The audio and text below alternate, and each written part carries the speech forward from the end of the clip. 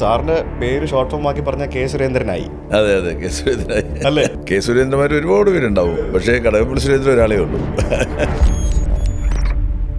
അത്ര എളുപ്പമാണോ ദേവസ്വം എന്ന് പറയുന്ന ഒരു വകുപ്പ് കൈകാര്യം ചെയ്യുമ്പോൾ? ദേവസ്വം മന്ത്രിമാരും തന്നെ എവിടെയും ചർച്ച ചെയ്യപ്പെട്ടിട്ടില്ല. പക്ഷേ ഭാഗ്യത്തിനോ ദൗർഭാഗ്യത്തിനോ 2016-21 ദേവസ്വം മന്ത്രിയായിരുന്നു കേരളത്തിൽ ചർച്ച ചെയ്യപ്പെട്ട അതൊരു വൻ ചർച്ചയായിരുന്നു. ഒരു തെറ്റ് ചെയ്തു, ഗുരുതരമായിട്ടുള്ള ക്രമക്കേട് ചെയ്തു. അതിലൊരാൾ, അയാളെ നീക്കാൻ ഗവൺമെൻറ് അധികാരമുണ്ടോ ഇല്ല എന്നുള്ളതാണ്. ഗവൺമെൻറ് യാതൊരു അധികാരമില്ല. ഇവിടെ ഈ സ്വർണ്ണപ്പാളി വിവാദം എന്നൊക്കെ പറയുന്നത് വളരെ ബോധപൂർവം ഒരാളെ ടാർഗറ്റ് ചെയ്തുകൊണ്ട്, അവർക്ക് ഇഷ്ടമില്ലാത്ത ഒരു രാഷ്ട്രീയ പ്രവർത്തകനെ ടാർഗറ്റ് ചെയ്തുകൊണ്ട് അവർ നടത്തുന്ന പ്രശ്നമാണ്. ഈ നാട്ടുകാർക്ക് എല്ലാവർക്കും നന്നായിട്ട് അറിയാവുന്നൊരു കാര്യമാണ്. അടിയന്തരാവസ്ഥ പോലുള്ള സാഹചര്യങ്ങളിൽ സജീവ രാഷ്ട്രീയത്തിൽ ഇറങ്ങുന്നതിന് വേണ്ടിയിട്ടുള്ള അല്ലെങ്കിൽ നിൽക്കുന്നതിന് വേണ്ടി തീരുമാനമെടുത്ത് അങ്ങനെ പ്രവർത്തിച്ചു വന്ന ഒരാളാണ്. ഒരു ജനപ്രതിനിധിയായിട്ടല്ല കഴക്കൂട്ടത്തെ ജനങ്ങളുമായിട്ടുള്ള എൻ്റെ ബന്ധം എന്ന് പറയുന്നത്. ഒരു MLA, ഒരു വീട്ടിൽ അങ്ങനെയല്ല. എൻ്റെ കുട്ടിക്കാലം മുതൽ തന്നെ കഴക്കൂട്ടത്തിൻ്റെ എല്ലാ സാമൂഹ്യ ജീവിതത്തിലും വളരെ സജീവമായിട്ട് ഇടപെടാൻ എനിക്ക് സാധിച്ചിട്ടുണ്ട്. ഓരോ കുടുംബവുമായിട്ട് ബന്ധമുണ്ട്.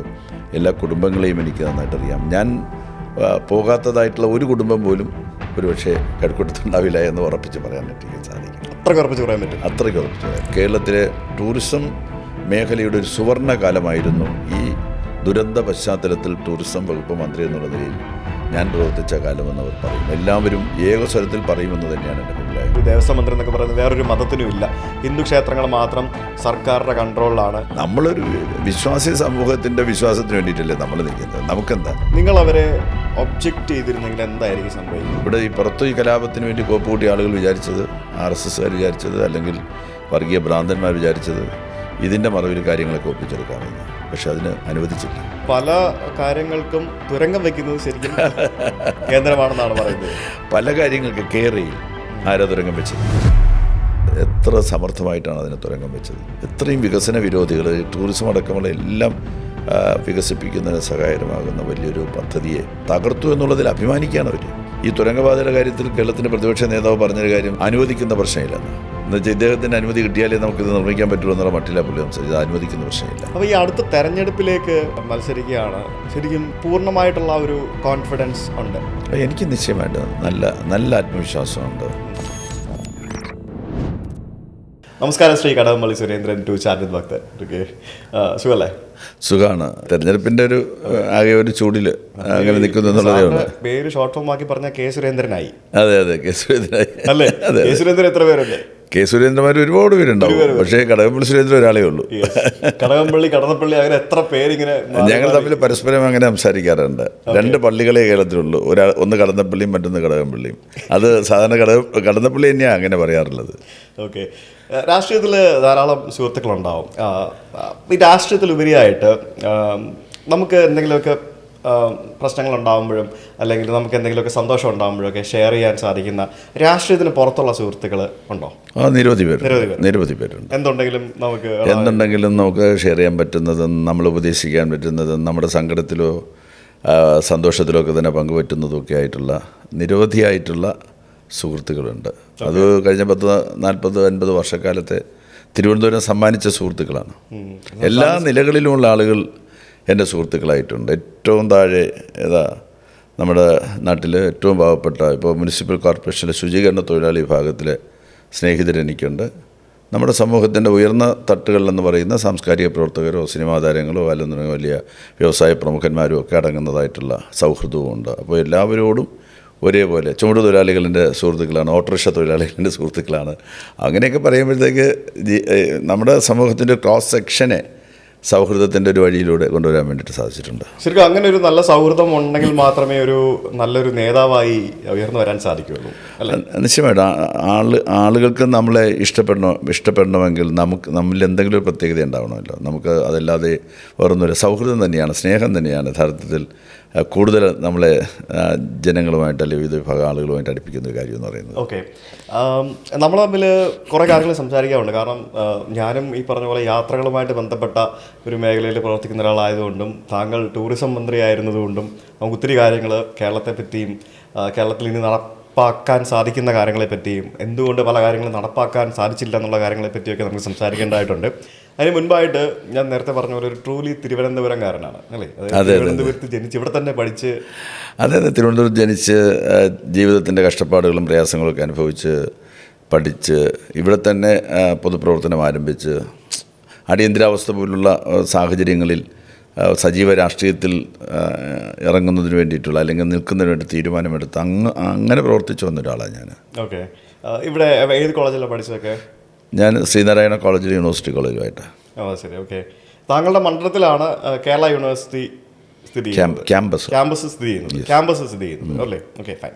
അപ്പോൾ കഴക്കൂട്ടത്ത് ഇനിയിപ്പം വീണ്ടും ജനവിധി തേടുകയാണ്. 2016 താങ്കൾ തെരഞ്ഞെടുപ്പിൽ മത്സരിച്ച സമയത്ത് എതിരായിട്ട് മുരളീധരനായിരുന്നു. അതിനുശേഷം 2021 വന്നപ്പോഴത്തേക്കും ശോഭാ സുരേന്ദ്രനായി. ആ സമയത്ത് ഭൂരിപക്ഷം കൂടി. ഇപ്പോൾ വീണ്ടും മത്സരിക്കാൻ പോവുകയാണ്. എതിരായിട്ട് നമുക്ക് വീണ്ടും മുരളീധരനാണ്. അപ്പോൾ എന്താണ് ഈ ഒരു തെരഞ്ഞെടുപ്പിലെ പ്രതീക്ഷകൾ? 2016 വി മുരളീധരൻ ഇവിടെ മത്സരിച്ച് പോയതിനു ശേഷം ഇപ്പോൾ 10 വർഷത്തിന് ശേഷമാണ് ഇപ്പോൾ വരുന്നത്. ആ ഒരു വലിയ ഗ്യാപ്പ് അദ്ദേഹത്തിന് തിരുവനന്തപുരവുമായിട്ടും അതുപോലെ തന്നെ കഴക്കൂട്ടം മണ്ഡലവുമായിട്ടുണ്ട്. എനിക്ക് 10 വർഷം മാത്രമല്ല, ഞാൻ ഇതിനു മുമ്പ് ഒരിക്കൽ 5 വർഷക്കാലം MLA ആയിരുന്നു. അങ്ങനെ ഒരു 15 വർഷം MLA എന്നുള്ള നിലയിൽ, മന്ത്രി എന്നുള്ള നിലയിലൊക്കെ ജനങ്ങളും മണ്ഡലവുമായിട്ടുള്ള ബന്ധം. പക്ഷേ ഞാൻ എൻ്റെ പ്രവർത്തന കേന്ദ്രം ചെറിയ പ്രായത്തിൽ കേരള സോഷ്യലിസ്റ്റ് യൂത്ത് ഫെഡറേഷൻ്റെ പ്രവർത്തകനായിട്ട് യുവജന സംഘടനാ പ്രവർത്തനം ആരംഭിച്ച കാലം മുതൽ ഇതുവരെയും ഞാൻ പാർട്ടിയുടെ ജില്ലാ സെക്രട്ടറി എന്ന സ്ഥാനം വരെ വഹിച്ചിട്ടുണ്ട്. അക്കാലത്തും എൻ്റെ പ്രവർത്തന കേന്ദ്രം കഴക്കൂട്ടം തന്നെയായിരുന്നു. അപ്പോൾ ഒരു ജനപ്രതിനിധിയായിട്ടല്ല കഴക്കൂട്ടത്തെ ജനങ്ങളുമായിട്ടുള്ള എൻ്റെ ബന്ധം എന്ന് പറയുന്നത്. ഒരു MLA ഒരു വീട്ടിൽ അങ്ങനെയല്ല. എൻ്റെ കുട്ടിക്കാലം മുതൽ തന്നെ കഴക്കൂട്ടത്തിൻ്റെ എല്ലാ സാമൂഹ്യ ജീവിതത്തിലും വളരെ സജീവമായിട്ട് ഇടപെടാൻ എനിക്ക് സാധിച്ചിട്ടുണ്ട്. ഓരോ കുടുംബവുമായിട്ട് ബന്ധമുണ്ട്. എല്ലാ കുടുംബങ്ങളെയും എനിക്ക് നന്നായിട്ടറിയാം. ഞാൻ പോകാത്തതായിട്ടുള്ള ഒരു കുടുംബം പോലും ഒരുപക്ഷെ കഴക്കൂട്ടത്തുണ്ടാവില്ല എന്ന് ഉറപ്പിച്ച് പറയാനായിട്ട് എനിക്ക് സാധിക്കും. അത്രയ്ക്ക് ഉറപ്പിച്ച് പറയാൻ പറ്റും. ഓക്കെ, അത്രയ്ക്ക്. അത് ശരി, ദാറ്റ്സ് എ കോൺഫിഡൻസ്. അപ്പോൾ കഴക്കൂട്ടം എന്നുള്ള പേര് പണ്ട് മുതൽ എൻ്റെയൊക്കെ ചെറുപ്പം മുതൽ നമ്മൾ കേട്ടിട്ടുള്ളതാണ്. നമുക്ക് അതിൻ്റെ ഒരു മെയിൻ റീസൺ എന്ന് പറയുന്നത് ടെക്നോ പാർക്കാണല്ലോ. ടെക്നോ പാർക്ക് കഴക്കൂട്ടം എന്നുള്ള പേരിനെ ഭയങ്കരധികം പ്രശസ്തിയിലേക്ക് കൊണ്ടുവന്നിട്ടുണ്ട്. ടെക്നോ പാർക്ക് എന്ന് പറയുന്നത് എനിക്ക് തോന്നുന്നു കേരളത്തിൽ തന്നെ വലിയൊരു ടോപ്പ് ഒരു പ്രൊജക്റ്റാണ്. അത് താങ്കളുടെ മണ്ഡലത്തിലാണ്. പിന്നെ കഴക്കൂട്ടം, പിന്നെ നമുക്ക് കേൾക്കുമ്പോഴത്തേക്കിനും സൈനിക സ്കൂളൊക്കെ കഴക്കൂട്ടത്ത് സൈനിക സ്കൂൾ. പിന്നെ എനിക്ക് ഞാൻ തിരുവനന്തപുരക്കാരനല്ലാത്തോ, ഞാൻ എറണാകുളത്തും പത്തനംതിട്ടയിലാണ് താമസിക്കുന്നത്. അതുകൊണ്ടാണ് ഞാൻ ഈ കാര്യങ്ങളൊക്കെ ഗസ് ചെയ്ത് പറയുന്നത്. പിന്നെ നമ്മൾ വരുമ്പോഴത്തേക്കും നമ്മുടെ ഹൈവേ കടന്നു പോകുന്ന കഴക്കൂട്ടം വഴിയായിരുന്നു. കഴക്കൂട്ടം പണ്ട് നല്ല ബ്ലോക്കിൻ്റെ ഒരു സ്ഥലമായിരുന്നു. ഇപ്പോൾ അവിടെ ഒരു ഫ്ലൈ ഓവർ വന്നു. ഇപ്പോഴും ചെറിയ ചെറിയ പ്രശ്നങ്ങളൊക്കെ ഇങ്ങനെ നടന്നു പോകുന്നു. ആ ഒരു ഫ്ലൈ ഓവർ റിലേറ്റഡ് ആയിട്ട് ആ ഒരു ഹൈവേ ഒക്കെ വന്ന സമയത്ത് നമ്മളിപ്പോഴും ഞാൻ ഓർക്കുമ്പോഴത്തേക്കും ആ ഫ്ലൈ ഓവറെല്ലാം കഴിഞ്ഞ് നമ്മൾ നേരെ ഇറങ്ങി ചെല്ലുന്ന ഒരു സിഗ്നലിലേക്കാണ്. അതൊക്കെ എന്താ ശരിക്കും സംഭവിച്ചത്? അങ്ങനെ നമുക്ക് ആ ഒരു പ്രോപ്പറായിട്ടൊരു ദീർഘയിഷ്ടമില്ലാതെ നാഷണൽ ഹൈവേ നിർമ്മിച്ചുകൊണ്ട് സംഭവിച്ചതല്ല. ദേശീയപാത നിർമ്മാണത്തിൽ കുറച്ച് പോരായ്മ വന്നിട്ടുണ്ട്. ആക്ച്വലി അത് വേണ്ട സ്ഥലത്ത് അടിപ്പാതകൾ നിർമ്മിക്കാനായിട്ട് അവർക്ക് സാധിച്ചിട്ടില്ല. അതെന്താ അതിൻ്റെ കാരണം? അല്ല, കാലത്ത് യഥാർത്ഥത്തിൽ ഈ ദേശീയപാത നിർമ്മാണത്തിൻ്റെ പ്രവർത്തനങ്ങൾ അല്ലെങ്കിൽ അതിൻ്റെ രൂപകൽപ്പനയൊക്കെ നടക്കുന്ന അതെല്ലാം തന്നെ സ്വകാര്യമായിട്ടായിരുന്നു. ഒരിക്കലും ഒരു പബ്ലിക് ഇൻട്രസ്റ്റ് പരിഗണിക്കുന്ന തരത്തിൽ വെറും ഔദ്യോഗികമായിട്ട് ഓഫീസർമാർ അല്ലെങ്കിൽ എൻജിനീയേഴ്സ് അവർ മാത്രം ചർച്ച ചെയ്ത് എടുത്തതായിട്ട് തീരുമാനമായിരുന്നു. അടിപ്പാതകൾ യഥാർത്ഥത്തിൽ ആവശ്യമായിരുന്നു. അവിടെ അടിപ്പാതകളില്ലാതെ ആളുകൾ വളരെ വിഷമിക്കുന്നുണ്ട്. ഏത് പരിഷ്കൃത നഗരത്തിലും ഈ ദേശീയ ഇത്തരത്തിലുള്ള വലിയ പാതകൾ കടന്നു പോകുന്നിടത്ത് ആവശ്യമായിട്ടുള്ള അടിപ്പാതകളുണ്ടാവും. പക്ഷെ ഇവിടെ അങ്ങനെ അടിപ്പാത വേണ്ടെന്നുള്ള ഒരു ധാരണയിലൊക്കെ പ്രവർത്തിച്ചതിൻ്റെ ഭാഗമായിട്ടുള്ള പ്രശ്നങ്ങളാണ് യഥാർത്ഥത്തിൽ അവിടെ ഇന്നിപ്പോൾ നമ്മൾ നേരിടുന്നത്. അത് പെട്ടെന്നൊന്നും ഇനിയിപ്പോൾ പരിഹാരം കാണാൻ കഴിയുമെന്ന് എനിക്ക് തോന്നുന്നില്ല. അടിപ്പാത നിർമ്മാണത്തിൻ്റെ ആവശ്യം പറഞ്ഞുകൊണ്ട് ഞാൻ തന്നെ ഉപരിതല ഗതാഗത മന്ത്രിയായിട്ടുള്ള നിതിൻ ഗഡ്കരിയെ പോയി കാണുകയും അദ്ദേഹം അതിനകത്ത് ഇടപെടുകയൊക്കെ ചെയ്തിട്ടുണ്ട്. പക്ഷേ അത് സാങ്കേതികമായിട്ട് ഇനി സാധ്യമല്ലെന്ന് പറയുന്ന നിലപാടാണ് ഈ സാങ്കേതിക വിദഗ്ധരും എൻജിനീയേഴ്സും NHAIയുടെ അതോറിറ്റീസും സ്വീകരിച്ചിട്ടുള്ളത്. അതേ ഒരു പുഷ് പുള്ളർ എന്നൊക്കെ പറയുന്നതായിട്ടുള്ള ഒരു പുതിയ സമ്പ്രദായത്തെക്കുറിച്ച് പോലും അദ്ദേഹം നാഷണൽ ഹൈവേ അതോറിറ്റിയുടെ ഉദ്യോഗസ്ഥരോട് സംസാരിക്കുന്നത് ഞാൻ കേട്ടതാണ്. നമുക്ക് അങ്ങനെയൊന്ന് ആലോചിച്ചുകൂടെ എന്നുവെച്ചാൽ മാറ്റുന്ന നാളേക്ക് നടന്നു പോകാൻ പറ്റുന്ന തരത്തിലുള്ള ഒരു സംവിധാനം ഒരുക്കിക്കൂടി എന്നൊക്കെ ചോദിച്ചപ്പോൾ അതിന് സാങ്കേതികമായിട്ട് ഒരുപാട് പ്രശ്നങ്ങളുണ്ട്, അത് സാധ്യമല്ല എന്ന് അദ്ദേഹത്തോട് ഈ ഉദ്യോഗസ്ഥ മേധാവികൾ പറയുന്നത് കേൾക്കാനിടയായി. അതുകൊണ്ടാണ് ഞാൻ പറഞ്ഞത് അത്ര എളുപ്പം സാധ്യമാകുന്ന തരത്തിൽ അതിൻ്റെ രൂപകൽപ്പനയുടെ സമയത്ത് തന്നെ കുറച്ചുകൂടെ കാഴ്ചപ്പാടോടുകൂടി നഗരം വികസിക്കുകയാണല്ലോ. അന്നിത് രൂപകൽപ്പന ചെയ്യുന്ന കാലത്ത് അത് വെറൊരു ഗ്രാമമായിരുന്നു. അത് ഗ്രാമമായിരുന്നു. അവിടെ കുറേ പാവപ്പെട്ട നെയ്ത്ത് തൊഴിലാളികളും അങ്ങനെ കുറേ പാവങ്ങൾ മാത്രമാണ് താമസിക്കുന്നത്. അവരെല്ലാം ഒഴിപ്പിച്ചങ്ങ് വിട്ട് ഈ ദേശീയപാത വന്നതോടുകൂടി അതിൻ്റെ രണ്ട് വശവും ഏതാണ്ട് നമ്മുടെ ദുബായ് നഗരത്തിന് സമമായിട്ടുള്ള തരത്തിലുള്ള എല്ലാ അതെ അതെ എൻ്റെ അടുത്ത് ദുബായിൽ നിന്ന് വരുന്നിട്ടുള്ള ചില സ്നേഹിതന്മാർ പറയാറുണ്ട്, രാത്രി അതൊഴി കടന്നു പോകുമ്പോഴത്തേക്ക് ആ ദുബായിലെ ഏതോ ഒരു നഗരത്തിലോ റോഡിലൂടെ കടന്നു പോകുന്ന ഒരു ഫീലാണ് ഉണ്ടാകാറുള്ളതെന്ന് പറയാറുണ്ട്. ശരിയാണ്. കാരണം ഇപ്പോഴും നമുക്ക് ആ ഒരു ഒന്നാമത് ആ റോഡ് പണ്ട് പോലെ കുറച്ച് ഇപ്പോഴും റോഡ് മറ്റേ ഭാഗത്ത് പണി നടന്നില്ലെങ്കിലും ഇവിടെ നിന്ന് ഇങ്ങോട്ട് റോഡ് നല്ലതാണല്ലോ. അപ്പോൾ അവിടെ വന്നു കഴിയുമ്പോഴത്തേക്കിനും ആ ഭാഗത്തേക്ക് കയറി കഴിയുമ്പോഴത്തേക്കിനും ഒരു പ്രത്യേക ഒരു ഫീലാണ്. ടൂറിസം മന്ത്രി ആയിട്ടിരുന്നിട്ടുണ്ട്. ടൂറിസം മന്ത്രി എന്നുള്ള നിലയിൽ കേരളത്തിൽ, പ്രത്യേകിച്ച് കേരളം പോലെ വലിയൊരു ടൂറിസം പൊട്ടൻഷ്യലുള്ള ഒരു സംസ്ഥാനത്ത് എന്തൊക്കെയാണ് താങ്കൾക്ക് ചെയ്യാൻ സാധിച്ചതെന്ന് ചോദിച്ചു കഴിഞ്ഞാൽ നമ്മൾ കണ്ടാണ് പലതും ചെയ്യാൻ സാധിച്ച കാര്യങ്ങൾ. ചെയ്യണമെന്ന് വിചാരിച്ചിട്ട് ചെയ്യാൻ സാധിക്കാതിരുന്ന കാര്യങ്ങൾ എന്തൊക്കെയാണ്? അല്ല, അതിലേറ്റവും ആ പീരീഡ് നമ്മൾ ഓർക്കേണ്ടതായിട്ടുണ്ട്. ആ പീരീഡിൽ ഉണ്ടായിട്ടുള്ള എല്ലാ പ്രകൃതി ദുരന്തങ്ങളും ബാധിച്ച ടൂറിസത്തെ ആയിരുന്നു.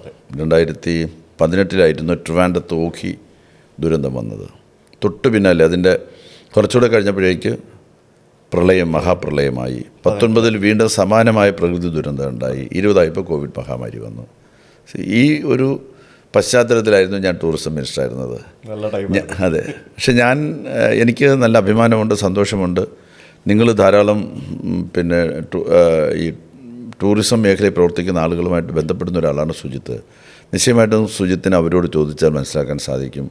ഒരുപക്ഷെ കേരളത്തിലെ ടൂറിസം മേഖലയുടെ ഒരു സുവർണ്ണ കാലമായിരുന്നു ഈ ദുരന്ത പശ്ചാത്തലത്തിൽ ടൂറിസം വകുപ്പ് മന്ത്രി എന്നുള്ള നിലയിൽ ഞാൻ പ്രവർത്തിച്ച കാലമെന്നവർ പറയും. എല്ലാവരും ഏകസ്വരത്തിൽ പറയുമെന്ന് തന്നെയാണ് എൻ്റെ അഭിപ്രായം. കാരണം ഞാൻ ആ ഇൻഡസ്ട്രിയിലുള്ള ആളുകളെ വിശ്വാസത്തിലെടുത്ത് അവരുമായിട്ട് നിരന്തരമായിട്ടുള്ള കൂടിയാലോചന നടത്തി എങ്ങനെ ഈ പ്രതിസന്ധിയെ നമുക്ക് മുറിച്ചു കിടക്കാൻ കഴിയുമെന്നുള്ളതിനെ സംബന്ധിച്ച് അവരുടെ ജീവിതാനുഭവത്തിൻ്റെ അടിസ്ഥാനത്തിൽ, പ്രവർത്തനാനുഭവത്തിൻ്റെ അടിസ്ഥാനത്തിൽ അവർ പറഞ്ഞ പ്രകാരം അത് നിശ്ചയമായിട്ടും ക്രോസ് ചെക്ക് ചെയ്തും രണ്ടാമതൊരാളോട് ചോദിച്ചും ഒക്കെ തന്നെ മനസ്സിലാക്കി നടത്തിയ പ്രവർത്തനങ്ങൾ അന്ന് തന്നെ 12% നമ്മുടെ GDPയുടെ 12% നേടിയെടുക്കുന്ന തരത്തിലേക്ക് കേരളത്തിൻ്റെ ടൂറിസം മേഖലയെ കൊണ്ടുപോകാൻ കഴിഞ്ഞു എന്നുള്ളത് വളരെ അഭിമാനകരമായിട്ടുള്ള കാര്യമാണ്.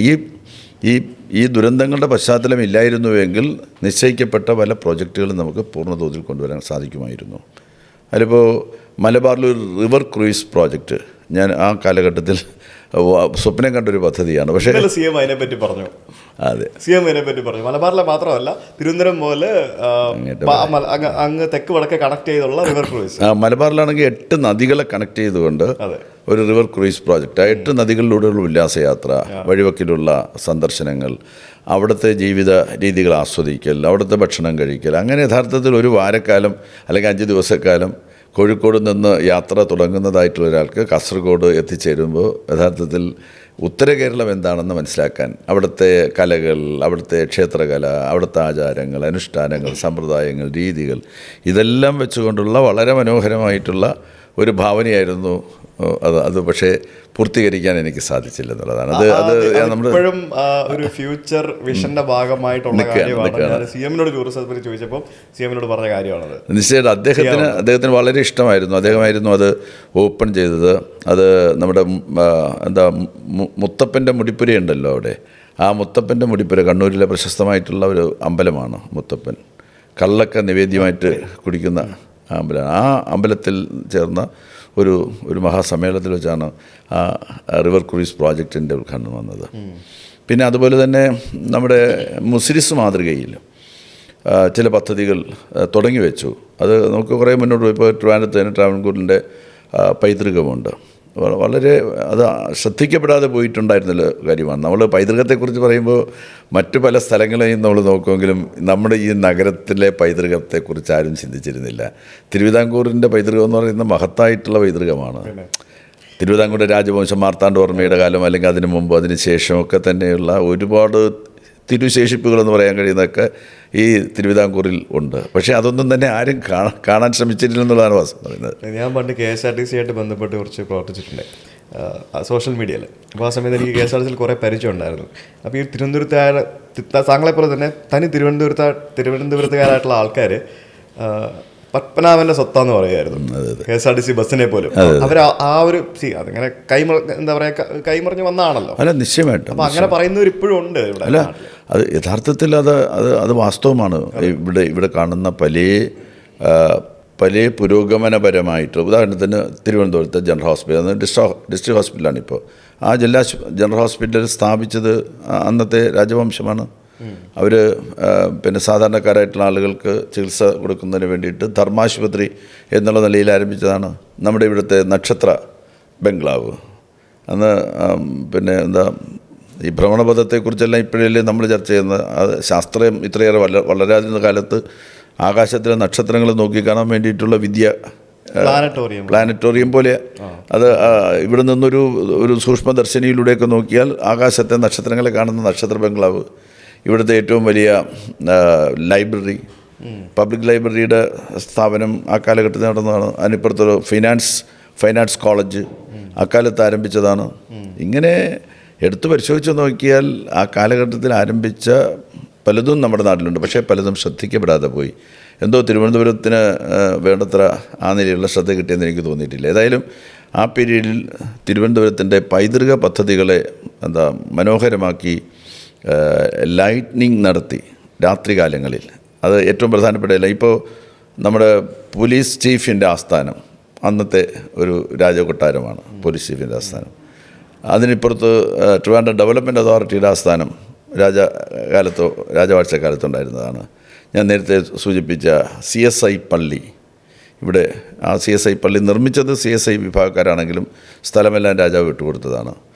പബ്ലിക് ലൈബ്രറി അങ്ങനെ തുടങ്ങി എല്ലാം, യൂണിവേഴ്സിറ്റി കോളേജ് ആ കാലഘട്ടത്തിലുണ്ടായതാണ്. അപ്പോൾ അങ്ങനെയുള്ള എല്ലാ സംഗതികളും ലൈറ്റ്നിങ് ചെയ്ത് മനോഹരമാക്കുക രാത്രി. അതിപ്പോൾ പിന്നെ പാളയത്തൊരു മനോഹരമായിട്ട് പള്ളിയുണ്ട്. അവിടെ ഒരു മുസ്ലിം ദേവാലയമുണ്ട്, ഒരു ഹിന്ദു ദേവാലയമുണ്ട്. ഈ മൂന്നെണ്ണവും വളരെ മനോഹരമായിട്ട് ലൈറ്റ്നിങ് നടത്താൻ വേണ്ടി സാധിച്ചു. ഇങ്ങനെ തിരുവനന്തപുരത്തിൻ്റെ മനോഹരമായിട്ടുള്ള പൈതൃകത്തെ എല്ലാം തന്നെ പ്രഭാപൂരിതമാക്കുന്നതിന് വേണ്ടിയിട്ടുള്ള പ്രോജക്റ്റ് കൊണ്ടുവന്ന് നടപ്പിലാക്കുന്നതിന് വേണ്ടി സാധിച്ചു എന്നുള്ളതാണ്. തിരുവനന്തപുരം ശരിക്കും വലിയൊരു ബ്ലസ്ഡ് സിറ്റി ആയിട്ട് ഞാൻ എപ്പോഴും കാണാറുണ്ട്. ഒന്ന്, എയർപോർട്ട് സിറ്റിക്കുള്ളിൽ തന്നെയാണ്. എയർപോർട്ട് ഇപ്പോൾ ഡെവലപ്പ് ചെയ്തുകൊണ്ടിരിക്കുകയാണ് അവർ വീണ്ടും, അല്ലേ? അതാണ് എടുത്തതിന് ശേഷം അവർ കുറച്ചുകൂടെ കഴിഞ്ഞ ദിവസം ഞാനിവിടെ ഒന്ന് ലാൻഡ് ചെയ്തപ്പോൾ അവിടെ ഭയങ്കര വർക്കൊക്കെ നടക്കുന്നുണ്ട്. പുതിയ ടെർമിനലൊക്കെ പണിയുവാണെന്ന് തോന്നുന്നു. പിന്നെ റെയിൽവേ സ്റ്റേഷൻ അധികം ദൂരമല്ല, സെൻട്രൽ ആണെങ്കിലും ഇപ്പോൾ കൊച്ചുവേളിയാണെന്നുണ്ടെങ്കിലും അധികം ദൂരമില്ല, എല്ലാം കണക്റ്റഡാണ്. നല്ലൊരു ഭയങ്കര വെൽ കണക്റ്റഡ് ആയിട്ടുള്ള, അത്യാവശ്യം നല്ല സാധ്യതകളുള്ള, പ്രത്യേകിച്ച് തിരുവനന്തപുരത്തിൻ്റെ മറ്റേ മലമ്പ്രദേശത്തേക്കൊക്കെ പോകും, അതായത് മലകളൊക്കെ ഉള്ള പൊന്മുടി പോലെയുള്ള മറ്റ് പല സ്ഥലങ്ങളിലേക്കൊക്കെ പോകുമ്പോഴത്തേക്കിനും എത്ര മനോഹരമാണ് ആ സ്ഥലം. ഏറ്റവും നമുക്കൊരു 1 മണിക്കൂർ കൊണ്ടോ 2 മണിക്കൂർ കൊണ്ടോ തിരുവനന്തപുരത്തെ ക്രോസ് ചെയ്ത് പോകാൻ നോക്കാം. പൊന്മുടിയിൽ നിന്ന് യാത്ര തിരിച്ച് നമുക്ക് കടലിൽ വരാം. പൊന്മുടി എന്ന് വെച്ചാൽ മലയുടെ, നമ്മുടെ ഇവിടുത്തെ ഏറ്റവും വലിയ മല, അവിടെ നിന്ന് ഒരു 1-2 മണിക്കൂർ കൊണ്ട് യാത്ര ചെയ്ത് നമുക്ക് ശംഖുമുഖം ബീച്ചിൽ വരാൻ വേണ്ടി പറ്റും. അപ്പോൾ അത്രയും സൗകര്യമുള്ള ഏതെങ്കിലും ഒരു പ്രദേശം ഉണ്ടെന്ന് എനിക്ക് തോന്നുന്നില്ല. എന്നുവെച്ചാൽ ഒരു ഭാഗത്ത് മലനിരകൾ, പിന്നെ തീരപ്രദേശം, കടൽ തീരം നടക്കുന്ന പ്രദേശം, മധ്യ നാട്, അങ്ങനെയൊക്കെ പറയുന്ന തരത്തിൽ വളരെ പ്രകൃതി മനോഹരമായിട്ടുള്ള ഒരു നഗരം തന്നെയാണ് തിരുവനന്തപുരം എന്ന് പറയുന്നത്. പ്രശസ്തമായ കന്യാകുമാരിക്ക് തൊട്ടടുത്തുള്ള എയർപോർട്ട് ഉള്ള സിറ്റി തിരുവനന്തപുരമാണ്. അപ്പോൾ ഇങ്ങനെയൊക്കെയുള്ള സംഭവങ്ങളുള്ളപ്പോഴും ഞാൻ പലപ്പോഴും ആലോചിക്കുന്നൊരു കാര്യമാണ്, നമുക്ക് താങ്കൾ പറഞ്ഞ പോലെ തന്നെ കോവിഡിന് മുൻപ് നമ്മൾ ഈ യാത്രകളൊക്കെ ചെയ്യുമ്പോഴത്തേക്കിനും, നമ്മുടെ കേരളത്തിൽ തന്നെ യാത്രകളൊക്കെ ചെയ്യുമ്പോഴത്തേക്കിനും ധാരാളം വിദേശികളെ നമുക്ക് കാണാൻ സാധിക്കുമായിരുന്നു. പക്ഷേ ഇപ്പോൾ കോവിഡിന് ശേഷം വിദേശികളെ കാണാമെന്നുണ്ടെങ്കിലും അതിൻ്റെ ഒരു നമ്പർ ഓഫ് എന്താ പറയുക ഇൻകമിങ് ടൂറിസ്റ്റ് വളരെ കുറഞ്ഞതായിട്ട് എനിക്ക് ഫീൽ ചെയ്യുന്നുണ്ട്. ഇപ്പോൾ ഞാൻ കഴിഞ്ഞ ആഴ്ച ശ്രീലങ്കയിലായിരുന്നു, നമ്മുടെ തൊട്ടടുത്ത അയൽ രാജ്യം, എന്നാൽ തമിഴ്നാടിൻ്റെ അത്രയും പോലും ഇല്ലാത്തൊരു ചെറിയൊരു കുഞ്ഞു രാജ്യം, ചുറ്റിനും ഒരു ദ്വീപാണ്, ചുറ്റിനും കടലാണ്. അവിടെ നിന്ന് റഷ്യയിൽ നിന്നും അതേപോലെ തന്നെ ചൈനയിൽ നിന്നൊക്കെ വിമാനം ചാർട്ടർ ചെയ്ത് ആളുകൾ, ടൂറിസ്റ്റുകൾ വരികയാണ്. ഒരു വിമാനത്തിൽ ഒരു 350 ആൾക്കാരുണ്ടാവും. ഇവർ വന്ന്, അതായത് ഡെയിലി റഷ്യയിൽ നിന്ന് മോസ്കോയിൽ നിന്നൊക്കെ വിമാനം വരിക, ഇസ്താൻബുൾ, തുർക്കിയിൽ നിന്നും വിമാനം വരുന്നു ഡയറക്റ്റ്. നമുക്ക് കേരളത്തിലേക്ക് ആകെ വരുന്നത് ഗൾഫ് രാജ്യങ്ങളിൽ നിന്നുള്ള വിമാനങ്ങൾ മാത്രമാണ്. അതും കൊച്ചിയിലേക്കാണ് വരുന്നത് കൂടുതലും വരുന്നത്. വേറൊരു സ്ഥലത്തു നിന്ന് നമുക്ക് കേരളത്തിലേക്ക് പോലും വിമാനങ്ങൾ വരുന്നില്ല. അപ്പോൾ ഈ ടൂറിസം ഡെവലപ്പ് ചെയ്യണമെങ്കിൽ നമ്മളുടെ വിമാനത്താവളങ്ങളിലേക്ക് കൂടുതൽ മറ്റു രാജ്യങ്ങളിൽ നിന്നുള്ള വിമാനങ്ങളും കൂടെ വരേണ്ടത് ഒരു അത്യാവശ്യമായിട്ടുള്ളൊരു കാര്യമല്ലേ? നിശ്ചയമായിട്ടും നമ്മൾ വിമാന സർവീസ്, അത് ഒരു കേന്ദ്ര മന്ത്രാലയത്തിൻ്റെ ഒരു നെഗറ്റീവ് അപ്രോച്ചുണ്ട്. യഥാർത്ഥത്തിൽ ഇപ്പോൾ കണ്ണൂർ വിമാനത്താവളം സർവ്വസന്നാഹങ്ങളോടും കൂടി തുടങ്ങിയ എത്ര കാലമായിട്ട് നമ്മൾ അവരോട് ആവശ്യപ്പെടുകയാണ് നമുക്ക് പുതിയ സർവീസുകൾ നൽകണമെന്ന്. ആ വ്യോമയാന മന്ത്രാലയം അത് പൊളിറ്റിക്കലാണ്, രാഷ്ട്രീയമായിട്ടുള്ള ഒരു വിയോജിപ്പ് നാടിൻ്റെ പൊതുവികസനത്തിൻ്റെ കാര്യത്തിൽ സെൻട്രൽ ഗവൺമെൻറ് സ്വീകരിക്കുന്നു എന്നുള്ള കാര്യത്തിൽ യാതൊരു സംശയവും വേണ്ട. വിമാനത്താവള വികസനം ഗവൺമെൻറ്റിൻ്റെ അജണ്ടയിലേ ഇല്ല. പുതിയ വിമാനങ്ങൾക്ക് അനുമതി കൊടുക്കുക, അതൊന്നും സർക്കാർ ചെയ്യുന്നില്ല. അതുകൊണ്ട് മാത്രമാണ് യഥാർത്ഥത്തിൽ നമുക്ക് ഈ പ്രശ്നം ഇവിടെ ചെയ്യാത്തതാണോ? കാരണം ഇവരുടെ ഒരു ഉഡാൻ സ്കീം എന്നൊക്കെ പറഞ്ഞു ചെറിയ ചെറിയ, അതായത് ഈ വലിയ വിമാനത്താവളങ്ങൾ പണിയുമ്പോഴാണല്ലോ ഈ യൂസർ ഫീ ഒക്കെ കൂടുന്നത്. അപ്പോൾ ചെറിയ സ്ഥലങ്ങളിൽ വളരെ പരിമിതമായ സൗകര്യങ്ങളോടുകൂടി കുഞ്ഞു വിമാനത്താവളങ്ങൾ പണിയുക എന്നുള്ള സ്കീമിൽ നോർത്ത് ഈസ്റ്റിലും പല നോർത്ത് ഇന്ത്യൻ സംസ്ഥാനങ്ങളിലൊക്കെ ധാരാളം വിമാനത്താവളങ്ങൾ വരുന്നുണ്ട്, ഇൻക്ലൂഡിങ് കർണാടക. ബൽഗാം പോലെയുള്ള ചെറിയ ചെറിയ സ്ഥലങ്ങളിൽ കുഞ്ഞു കുഞ്ഞു വിമാനത്താവളങ്ങളുണ്ട്. അപ്പോൾ ഇത് കേരളത്തിൽ വരാത്തതാണോ വരുത്താത്തതാണോ? ഞാൻ നമ്മുടെ സ്റ്റേറ്റിനോട് കുറച്ച് കാലമായിട്ടൊരു അവഗണനയുടെ സമീപനം യഥാർത്ഥത്തിൽ സെൻറ്റർ സ്വീകരിക്കുന്നുണ്ട്. ഇപ്പോൾ ഉഡാൻ പദ്ധതിയിൽ തന്നെ ഇന്ത്യയിലെ മറ്റു പല സംസ്ഥാനങ്ങൾക്കും കൊടുത്ത പരിഗണന നമ്മുടെ സംസ്ഥാനത്തിന് നൽകാൻ വേണ്ടി തയ്യാറായിട്ടില്ല. നമ്മുടെ ഇവിടെ തന്നെ 5 വിമാനത്താവളങ്ങളുണ്ട്. 5 വിമാനത്താവളങ്ങളും വളരെ വലിയ വിമാനത്താവളങ്ങളാണ്.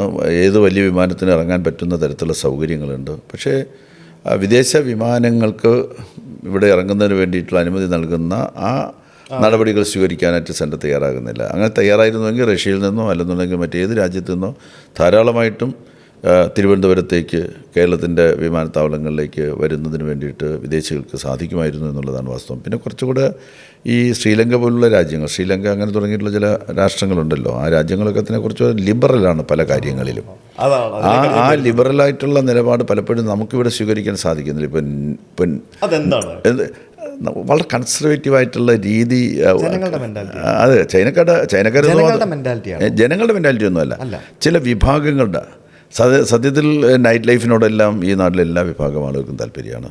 പക്ഷേ ആ നൈറ്റ് ലൈഫിന് വേണ്ടി വരുന്നതായിട്ടുള്ള കാര്യങ്ങളെ സംബന്ധിച്ച് ചർച്ച. ഇപ്പോൾ ഉദാഹരണത്തിന് സമീപകാലത്ത് കാണാം ഈ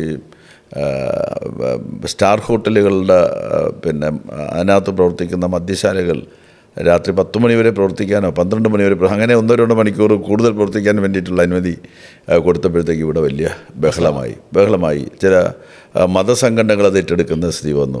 നമ്മൾ വിദേശ രാജ്യങ്ങളിൽ പോയിട്ടുണ്ടെങ്കിൽ അറിയാമല്ലോ, വെളുക്കുന്നത് വരെ പബ്ബുകൾ പ്രവർത്തിച്ചുകൊണ്ടിരിക്കുകയാണ്. അവിടെയൊന്നും ഒരു പ്രശ്നമില്ല. അപ്പോൾ വെളുക്കുന്നവരെ പബ്ബുകൾ പ്രവർത്തിക്കാനായിട്ട് സൗകര്യം ഉണ്ടെങ്കിൽ മാത്രമേ വിദേശികൾ ഇങ്ങോട്ട് വരുള്ളൂ. അവർക്ക് വേണ്ട എന്ന് വെച്ചാൽ ശരിയല്ലാത്തതൊന്നും വേണമെന്ന് ഞാൻ പറയുകയല്ല, ശരിയായിട്ടുള്ള കാര്യങ്ങൾ നമുക്ക് നൽകാനായിട്ട് സാധിക്കണ്ടേ. അതിന് കുറച്ചൊരു തുറന്ന മനസ്സ് വേണ്ടേ. ആ തുറന്ന മനസ്സില്ല, അടഞ്ഞ മനസ്സുമായിട്ടാണ് കുറച്ചാളുകൾ ഇപ്പോഴും കഴിയുന്നത്. ശ്രീലങ്ക ഉണ്ടായിരുന്ന കാര്യം ഞാൻ പറഞ്ഞില്ലേ. അപ്പോൾ ഞാനിങ്ങനെ യാത്ര ചെയ്ത് വരുമ്പോഴത്തേക്കിനും ഒരു ചെറിയൊരു കടലോര ഗ്രാമം, ഒരു ചെറിയ, ഇപ്പോൾ നമ്മുടെ വർക്കല എന്നൊക്കെ പറഞ്ഞാൽ അതിൻ്റെ 10 മടങ്ങ് വലിപ്പമുണ്ട്. അതിൻ്റെയൊക്കെ ചെറിയ ഒരു വിഴിഞ്ഞം പോലും പറയാൻ പറ്റില്ല, അതിലും ചെറിയൊരു സ്ഥലം. അപ്പോൾ അവിടെ ധാരാളം ഹോം സ്റ്റേകളുണ്ട്, വലിയ ചെറുതും വലുതുമായിട്ടുള്ള റിസോർട്ടുകളും ഹോട്ടലുകളൊക്കെ ഉണ്ട്. അപ്പോൾ ഞാൻ അവിടെ വന്നു. ഞാൻ അന്ന് രാത്രി അവിടെ താമസിക്കാൻ തീരുമാനിച്ചു. ഞാൻ ഒരു റൂം എടുത്തു, ബീച്ച് സൈഡിൽ തന്നെ ഒരു റൂം എടുത്തു. എനിക്ക് 2500-3000 രൂപയ്ക്ക് എനിക്ക് റൂം കിട്ടി, വളരെ മനോഹര റൂം. അപ്പം ഫസ്റ്റ് പോയിന്റ് റൂംസ് അഫോർഡബിൾ ആണ്. 2, ഞാൻ ഒരു ശനിയാഴ്ച ദിവസമായിരുന്നു. അപ്പം തൊട്ടപ്പുറത്ത് വൈകിട്ടായപ്പോഴത്തേക്കിനും ഒരു ചെറിയൊരു ഓപ്പൺ റെസ്റ്റോറൻറ്റ് പോലത്തെ ഒരു സ്ഥലം, ഒരു ബീച്ച് ക്ലബ് എന്നാണ് പേര്. അപ്പോൾ അവിടെ വൈകിട്ട് ഒരു 7 മണിയായപ്പോഴത്തേക്കിനും ആളുകളൊക്കെ വന്നു തുടങ്ങുന്നു. ഞാനൊരു 8 മണിയായപ്പോൾ പോയി. അപ്പോൾ അകത്തേക്ക് കയറണമെന്നുണ്ടെങ്കിൽ നമ്മുടെ 600 രൂപ കൊടുക്കണം. നമ്മുടെ 600 രൂപ ഒരാൾക്ക് അകത്തേക്ക് കയറണമെന്നുണ്ടെങ്കിൽ, അകത്തേക്ക് കയറാൻ 600 രൂപ കൊടുത്തു. അകത്ത് കയറി നോക്കുമ്പോഴത്തേക്കിനും 99% വിദേശികളായിട്ടുള്ള ആൾക്കാരാണ്. പല രാജ്യങ്ങളിൽ നിന്നുള്ളവരുണ്ട്, വിദേശികളായിട്ടുള്ള ആൾക്കാരാണ്. ഞാൻ അകത്ത് കയറിയപ്പോഴത്തേക്കിനും ആൾക്കാരൊക്കെ അവിടെ പല സ്ഥലങ്ങളിലായിട്ട് ബിയർ പാർലർ, ബിയർ വിൽക്കുന്ന സ്ഥലങ്ങളും മദ്യം വിൽക്കുന്ന സ്ഥലങ്ങളും കോക്ടെയിൽ കൊടുക്കുന്ന സ്ഥലങ്ങൾ, ഫുഡ് കഴിക്കുന്ന സ്ഥലങ്ങൾ. കുറച്ച് പേര് അവിടെ നിന്ന് ഫുഡ് കഴിക്കുന്നു, കുറച്ച് പേര് ബിയർ കഴിക്കുന്നു, കുറച്ച് പേര് അവിടെ DJ ഉണ്ട്, അവിടെ ഡാൻസ് കളിക്കുന്നു. അതിൻ്റെ സൈഡിൽ ഫ്ലീ മാർക്കറ്റ് ഉണ്ട്, കുറച്ച് പേര് അവിടെ ചെറിയ കച്ചവടമൊക്കെ നടത്തുന്നു.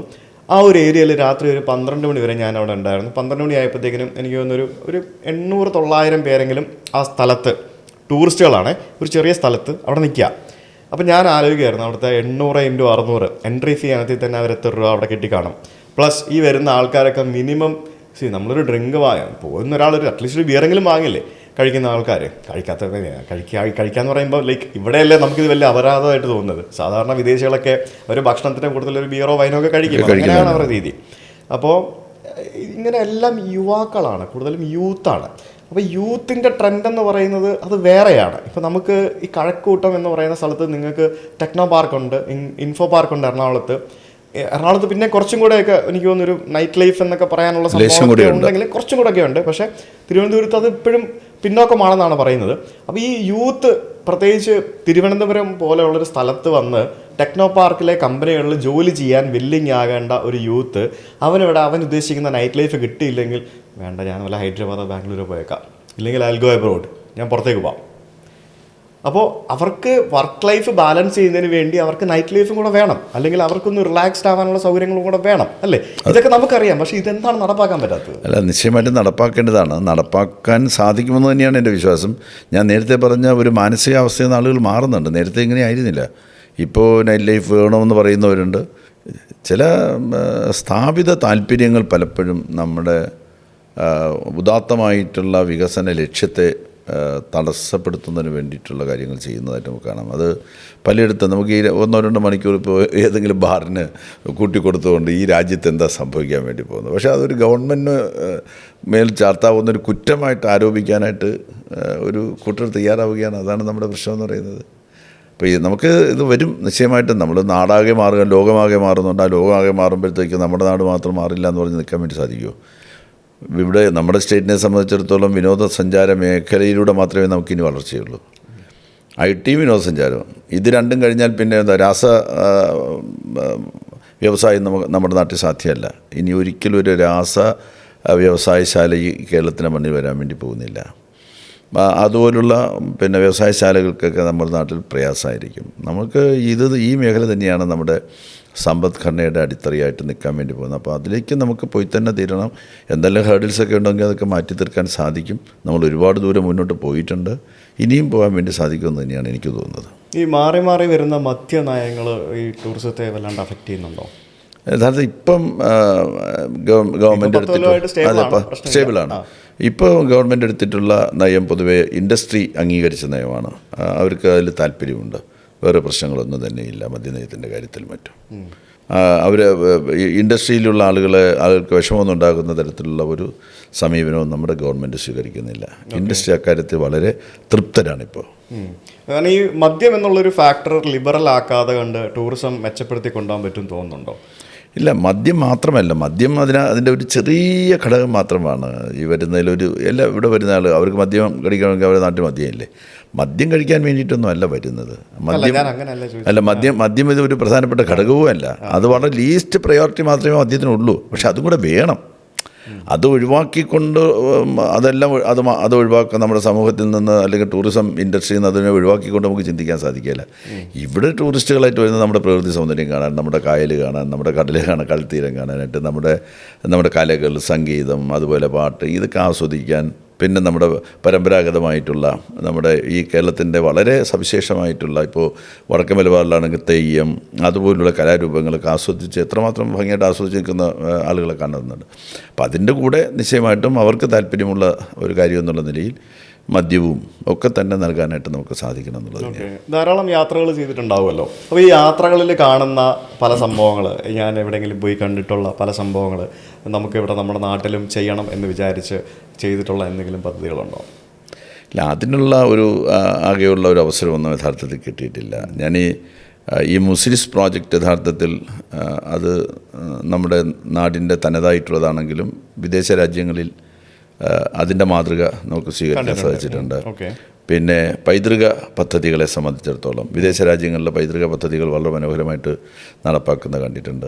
അത് നമ്മുടെ നാട്ടിൽ നമുക്ക് നടപ്പാക്കാൻ തന്നെ സാധിച്ചിട്ടുണ്ട്.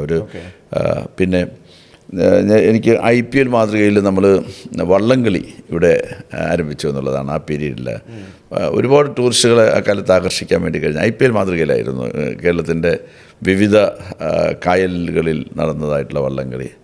IPL രൂപത്തിൽ തന്നെ വലിയ ക്യാഷ് പ്രൈസ് എല്ലാം കൊടുത്തുകൊണ്ട് സംഘടിപ്പിച്ച വള്ളംകളിയാണ്. അത് ലോകവ്യാപകമായിട്ട് നമുക്ക് മാർക്കറ്റ് ചെയ്യാൻ സാധിച്ചിട്ടുണ്ടായിരുന്നു. പിന്നീട് ആ നിലയിൽ ഇപ്പോൾ വീണ്ടും IPL മാതൃകയിലെ വള്ളംകളി മത്സരം വീണ്ടും തുടങ്ങിയിട്ടുണ്ട്. ഇങ്ങനെ ഒരുപാട് കാര്യങ്ങൾ നമുക്ക് മുന്നോട്ട് പോകാൻ സാധിച്ചിട്ടുണ്ട്. KTDC ഹോട്ടലുകളെ പറ്റി എന്താണ് അഭിപ്രായം? KTDC ഹോട്ടലുകൾ ഇന്നിപ്പോൾ വളരെ നന്നായിട്ട് നടക്കുന്നു എന്നാണ് എനിക്ക് തോന്നുന്നത്.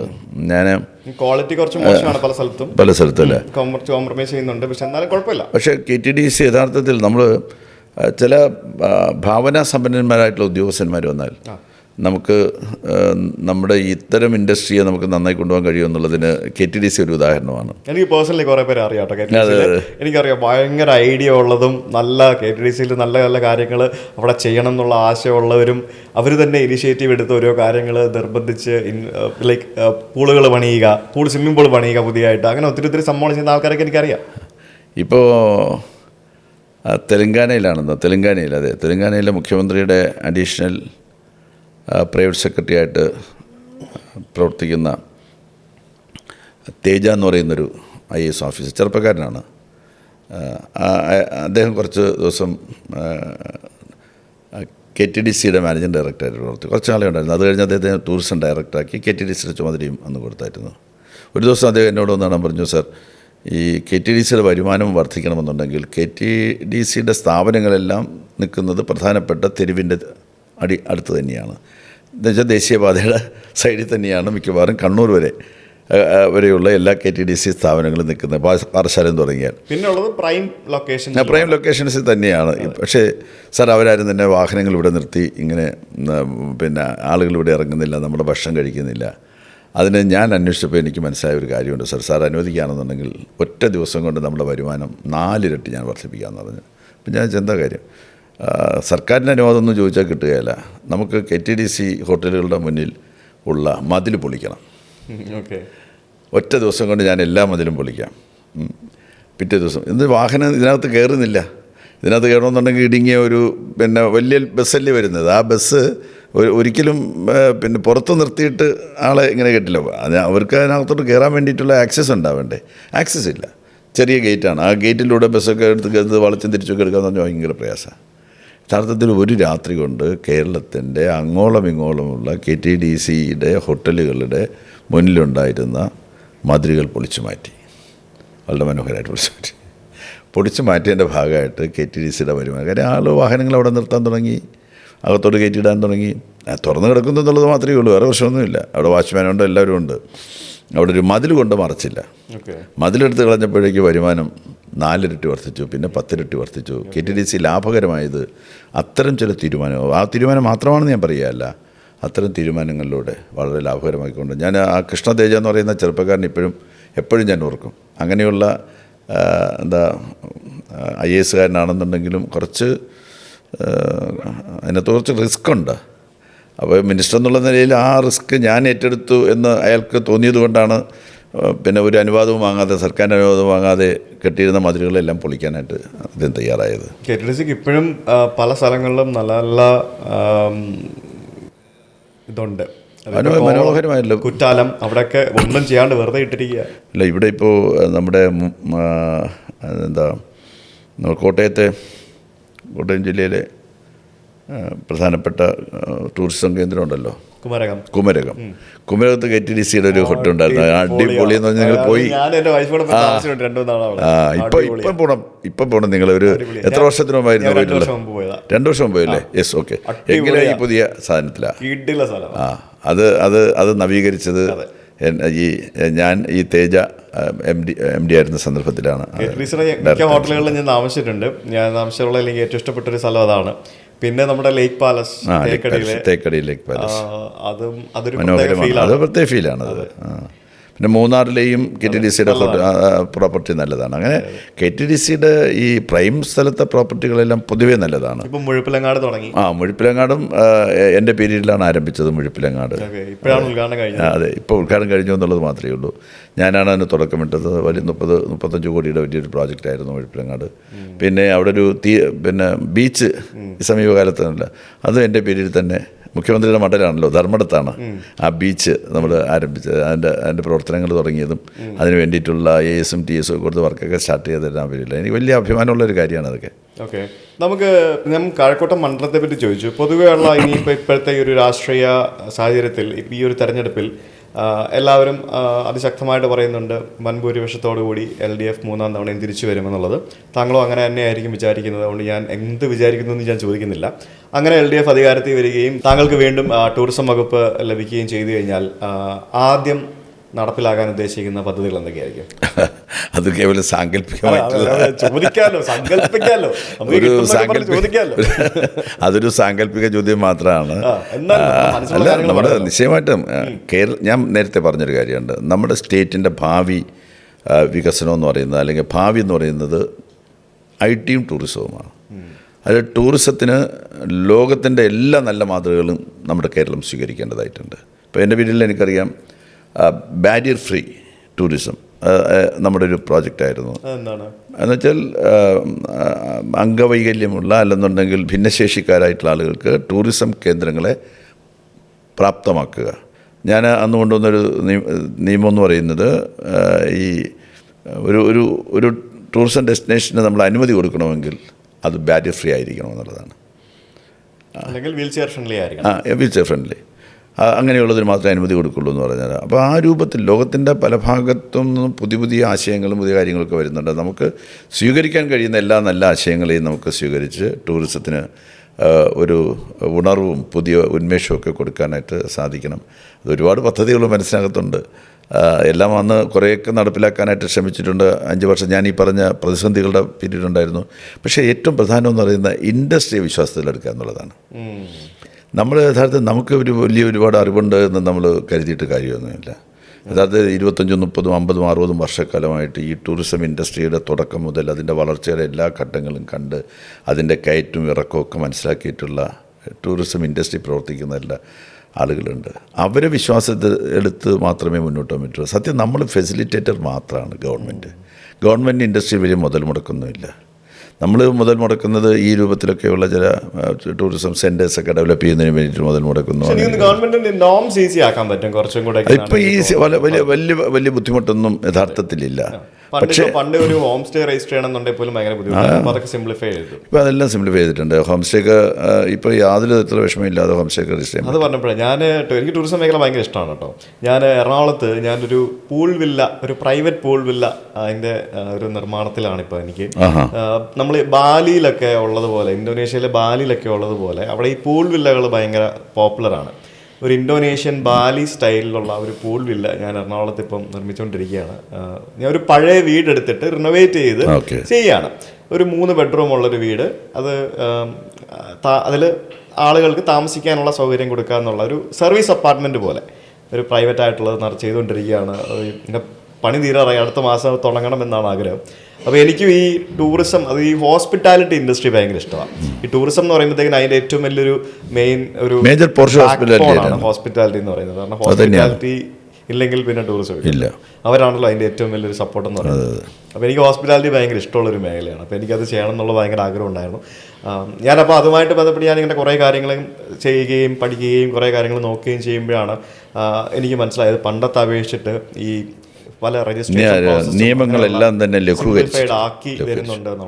എല്ലാം ലഘൂകരിച്ചിട്ടുണ്ട്. ഇപ്പോൾ വലിയ വ്യവസായ പ്രമുഖർ പോലും സംസാരിക്കുന്നത് ഞാൻ കേട്ടിട്ടുണ്ട് കേട്ടോ. കഴിഞ്ഞ ദിവസം ഒരു ഇൻഡസ്ട്രിയലിസ്റ്റുകളുടെ ഒരു സമ്മേളനത്തിൽ പങ്കെടുത്ത് അവരുടെ അവാർഡ് വിതരണ ചടങ്ങിൽ ഒരു പ്രധാനപ്പെട്ട ഇൻഡസ്ട്രി നടത്തുന്ന ഒരാൾ നടത്തിയ പ്രസംഗം എൻ്റെ മനസ്സിനെ ടച്ച് ചെയ്ത പ്രസംഗമാണ്. അദ്ദേഹം പറയുമായിരുന്നു, ഈ ഒരു വിഷമവും ഇല്ലാതെ മറ്റേത് സംസ്ഥാനത്ത് പോയാലും ഒരു ഇൻഡസ്ട്രി നടത്താൻ നമുക്ക് എളുപ്പമായിട്ട് ചിലപ്പോൾ സാധിച്ചെന്ന് നയിക്കാം. പക്ഷെ അതിൻ്റെ പിന്നിലുള്ള കാര്യങ്ങൾ, അഴിമതി, കോഴ, കൈക്കൂലി, ഏത് കാര്യത്തിനും അതുണ്ടെങ്കിൽ മാത്രമേ അനുവാദം കിട്ടുള്ളൂ എന്നുള്ളൊരവസ്ഥയിൽ ഇവിടെ 6-7 ദിവസക്കാലം കൊണ്ട് ഏത് ഇൻഡസ്ട്രി തുടങ്ങുന്നതിന് വേണ്ടിയിട്ടുള്ള അനുമതി കിട്ടുന്ന തരത്തിലേക്ക് നമുക്ക് മാറാൻ വേണ്ടി കഴിഞ്ഞിട്ടുണ്ട്. വളരെ അഭിമാനത്തോടു കൂടി പുള്ളി പറയുന്നുണ്ടായിരുന്നു. ആ ഒരു മാറ്റം 10 വർഷക്കാലം കൊണ്ട് നമ്മുടെ സ്റ്റേറ്റിൽ ഉണ്ടാക്കിയിട്ടുണ്ട്. ഓക്കെ, യാത്രകൾ ചെയ്യാൻ ഇഷ്ടമുണ്ടായിരിക്കുമല്ലോ. സ്വാഭാവികമായിട്ട് യാത്രകൾ ഇഷ്ടമല്ലാത്തവരാരും ഇല്ലല്ലോ. വിദേശ രാജ്യങ്ങളിൽ ഞാൻ മനസ്സിലാക്കിയിടത്തോളം താങ്കൾ ക്യൂബയിൽ പോയിട്ടുണ്ട്. ഞാനും ക്യൂബയിൽ പോയിട്ടുണ്ട്. ഏത് വർഷമാണ് ക്യൂബയിൽ പോയത്? ക്യൂബയിൽ പോയത് എനിക്ക് 87, 91 അങ്ങനെ ഒരു കാര്യം വന്നതാണ്. അത്രയും മുമ്പാണ്. ഞാൻ അന്ന് പോകാൻ കാരണം എന്ന് വെച്ചാൽ ക്യൂബയുടെ ഹവാനിയിൽ വെച്ച് നടന്ന ഒരു ലോക യുവജനോത്സവത്തിൽ പങ്കെടുക്കാൻ വേണ്ടിയിട്ട് DYFയുടെ ഒരു ഡെലിഗേഷൻ അംഗമായിട്ടാണ് ഞാൻ പോയത്.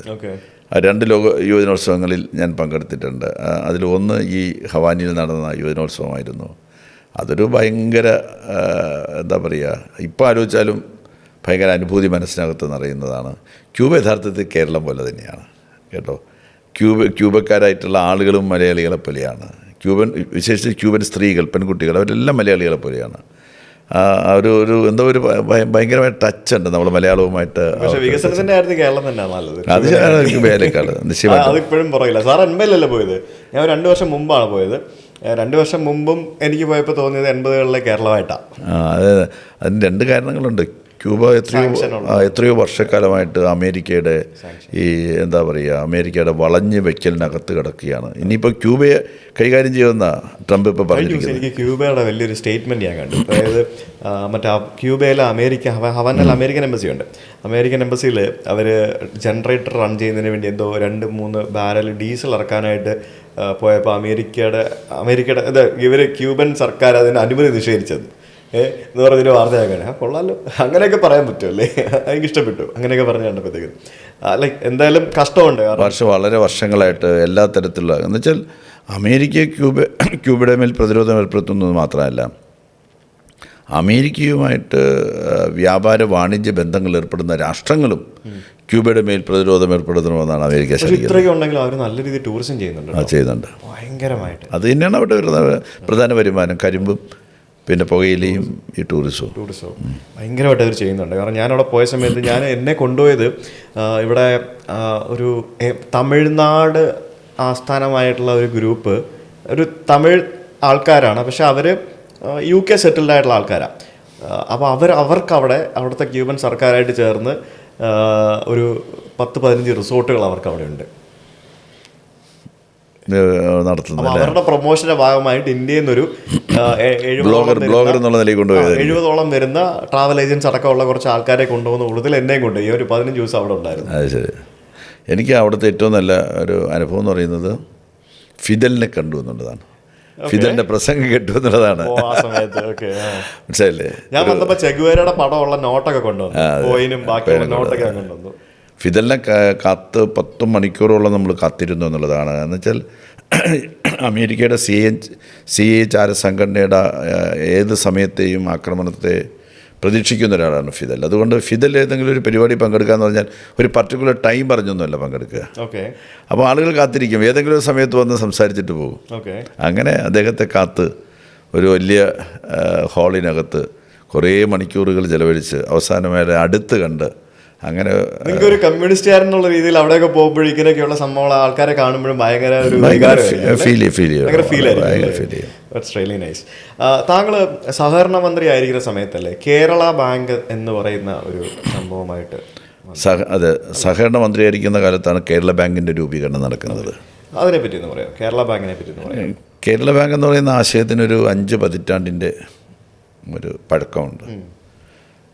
കേരള ബാങ്ക് എന്ന് പറയുന്ന ആശയം മുന്നോട്ട് സജീവമായിട്ട് വരുന്നത്